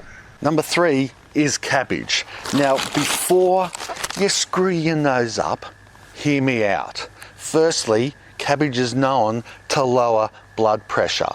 And with all the terrible news spewing out of the idiot box these days, we need all the help we can get to lower our blood pressure and heart rate. And cabbage has a heap of other health benefits, such as it's full of nutrients to help bone building, immune system, muscle function, and energy, which are all vital if you're trying to survive. Cabbage grows relatively fast, and I think it's remarkable how tight and juicy the heads grow in such a short amount of time. And cabbage can go a long way feeding a family using it as a fill-in stew, shredded on its own and fried, or raw in a slaw. KFC even use it in their burgers. It's easy to preserve too. You can freeze cabbage, freeze dry it, simply keep it in the crisper for several weeks to use all the time, or ferment it to make tasty foods like kimchi and sauerkraut, which also accentuates the health benefit. This kraut was made from last season's crop almost 12 months ago, and it's still awesome. And if you don't like the taste of cabbage, I say get used to it or fry it up with bacon. That makes everything taste good. Growing cabbage is easier than people think. I hear food gardeners say how cabbage moth destroys their crops or the birds eat it before they can, but it's one of the easiest crops to protect. Cabbage doesn't need to be pollinated, so you don't have to worry about bees or anything like that. And there aren't really any long stalks that can be easily broken off. So all you need to do is drape over with a fine net, and that's it. Sit back and your cabbage crop is protected. Number 4 is pumpkin. There couldn't be anything easier than sowing a few pumpkin seeds and letting the vine meander around your garden, doing whatever it wants. If you look around our place, you'll find pumpkins everywhere. Correct me if I'm wrong, but I believe pumpkins originated in North America, which makes sense about Halloween, because if you can't possibly eat them all, well, you might as well make something out of them. But just imagine for a sec that you are starving. Well, you wouldn't be carving. Instead, you'd be eating every one of these scary squashes. Pumpkins aren't just a pretty face. They are very good for you. And whilst being surprisingly low in calories for such a dense and often large veggie/fruit, they make up for it in fibre, making you feel fuller than you are, which can help if you're hungry. Plus, pumpkins are full of vitamin A, which is needed for good eyesight. So you can eyeball the next politician who comes walking along smiling like a moron, handing out $200 to grandma to try to compensate her for the rising cost of living. Number 5 is beans. These are a dwarf French bean grown on this mini trellis in this raised garden bed. And it was for good reason that the early settlers in the outback and also out west in the USA ate a lot of beans, and it wasn't for cheap entertainment. Beans are almost the complete food, containing most vitamins, nutrients and essential amino acids needed by humans to live. The bean seed can be stored or preserved easily through drying or canning, and they don't take up much storage space, so they are ideal to keep as a survival food. Beans don't take up much room in the garden either, as they typically grow vertical, so you can fit more in a smaller area, which means that you can get bigger bang for buck for harvest compared to space. There are a ton of different varieties of beans to grow, and because they practically make their own nitrogen fertilizer by forming a relationship with bacteria in the soil, beans can also add more to your garden than they take. So forgive the flatulence, because if you're fighting to survive, you won't worry about that. And remember, if you don't eat, you don't fart, and if you don't fart, you die. Number 6 is tomatoes. Nothing goes better with beans than tomato sauce. And cooked tomatoes to make tomato sauce actually enhances a very important antioxidant called lipocene. This antioxidant is known to be one of the most important cancer preventative antioxidants we can eat. So growing tomatoes for the sauce alone is good enough reason. Behind me is a tomato, and this one here in my hand is a berry tomato.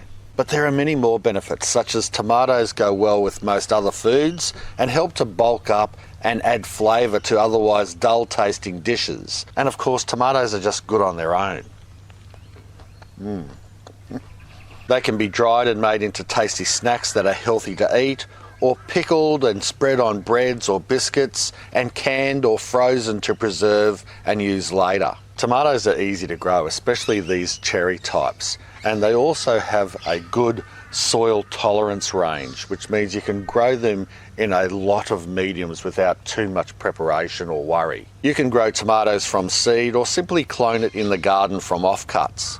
Bury it several inches deep, keep it watered, and in no time a new plant will grow. I've said this a lot in the past and I'll keep saying it.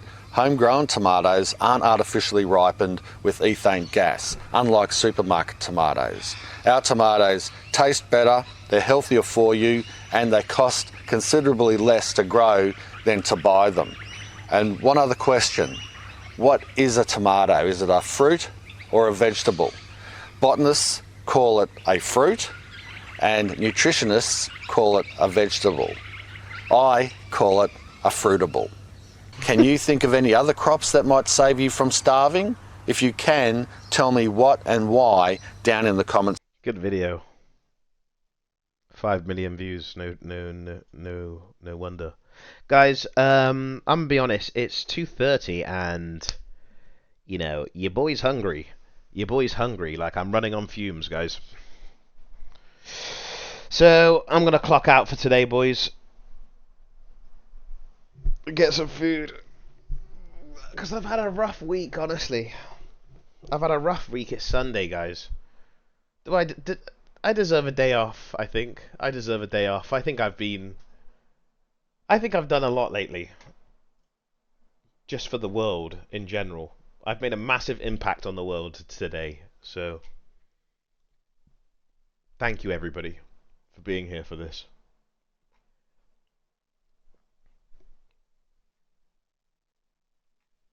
Every day is a day off. Can't even stream 3 hours. Fat ass. So, there's nobody else streaming, retard. Okay, do I deserve all these insults for simply wanting to enjoy my afternoon? Is that simply my is that my fault? Is that my fault?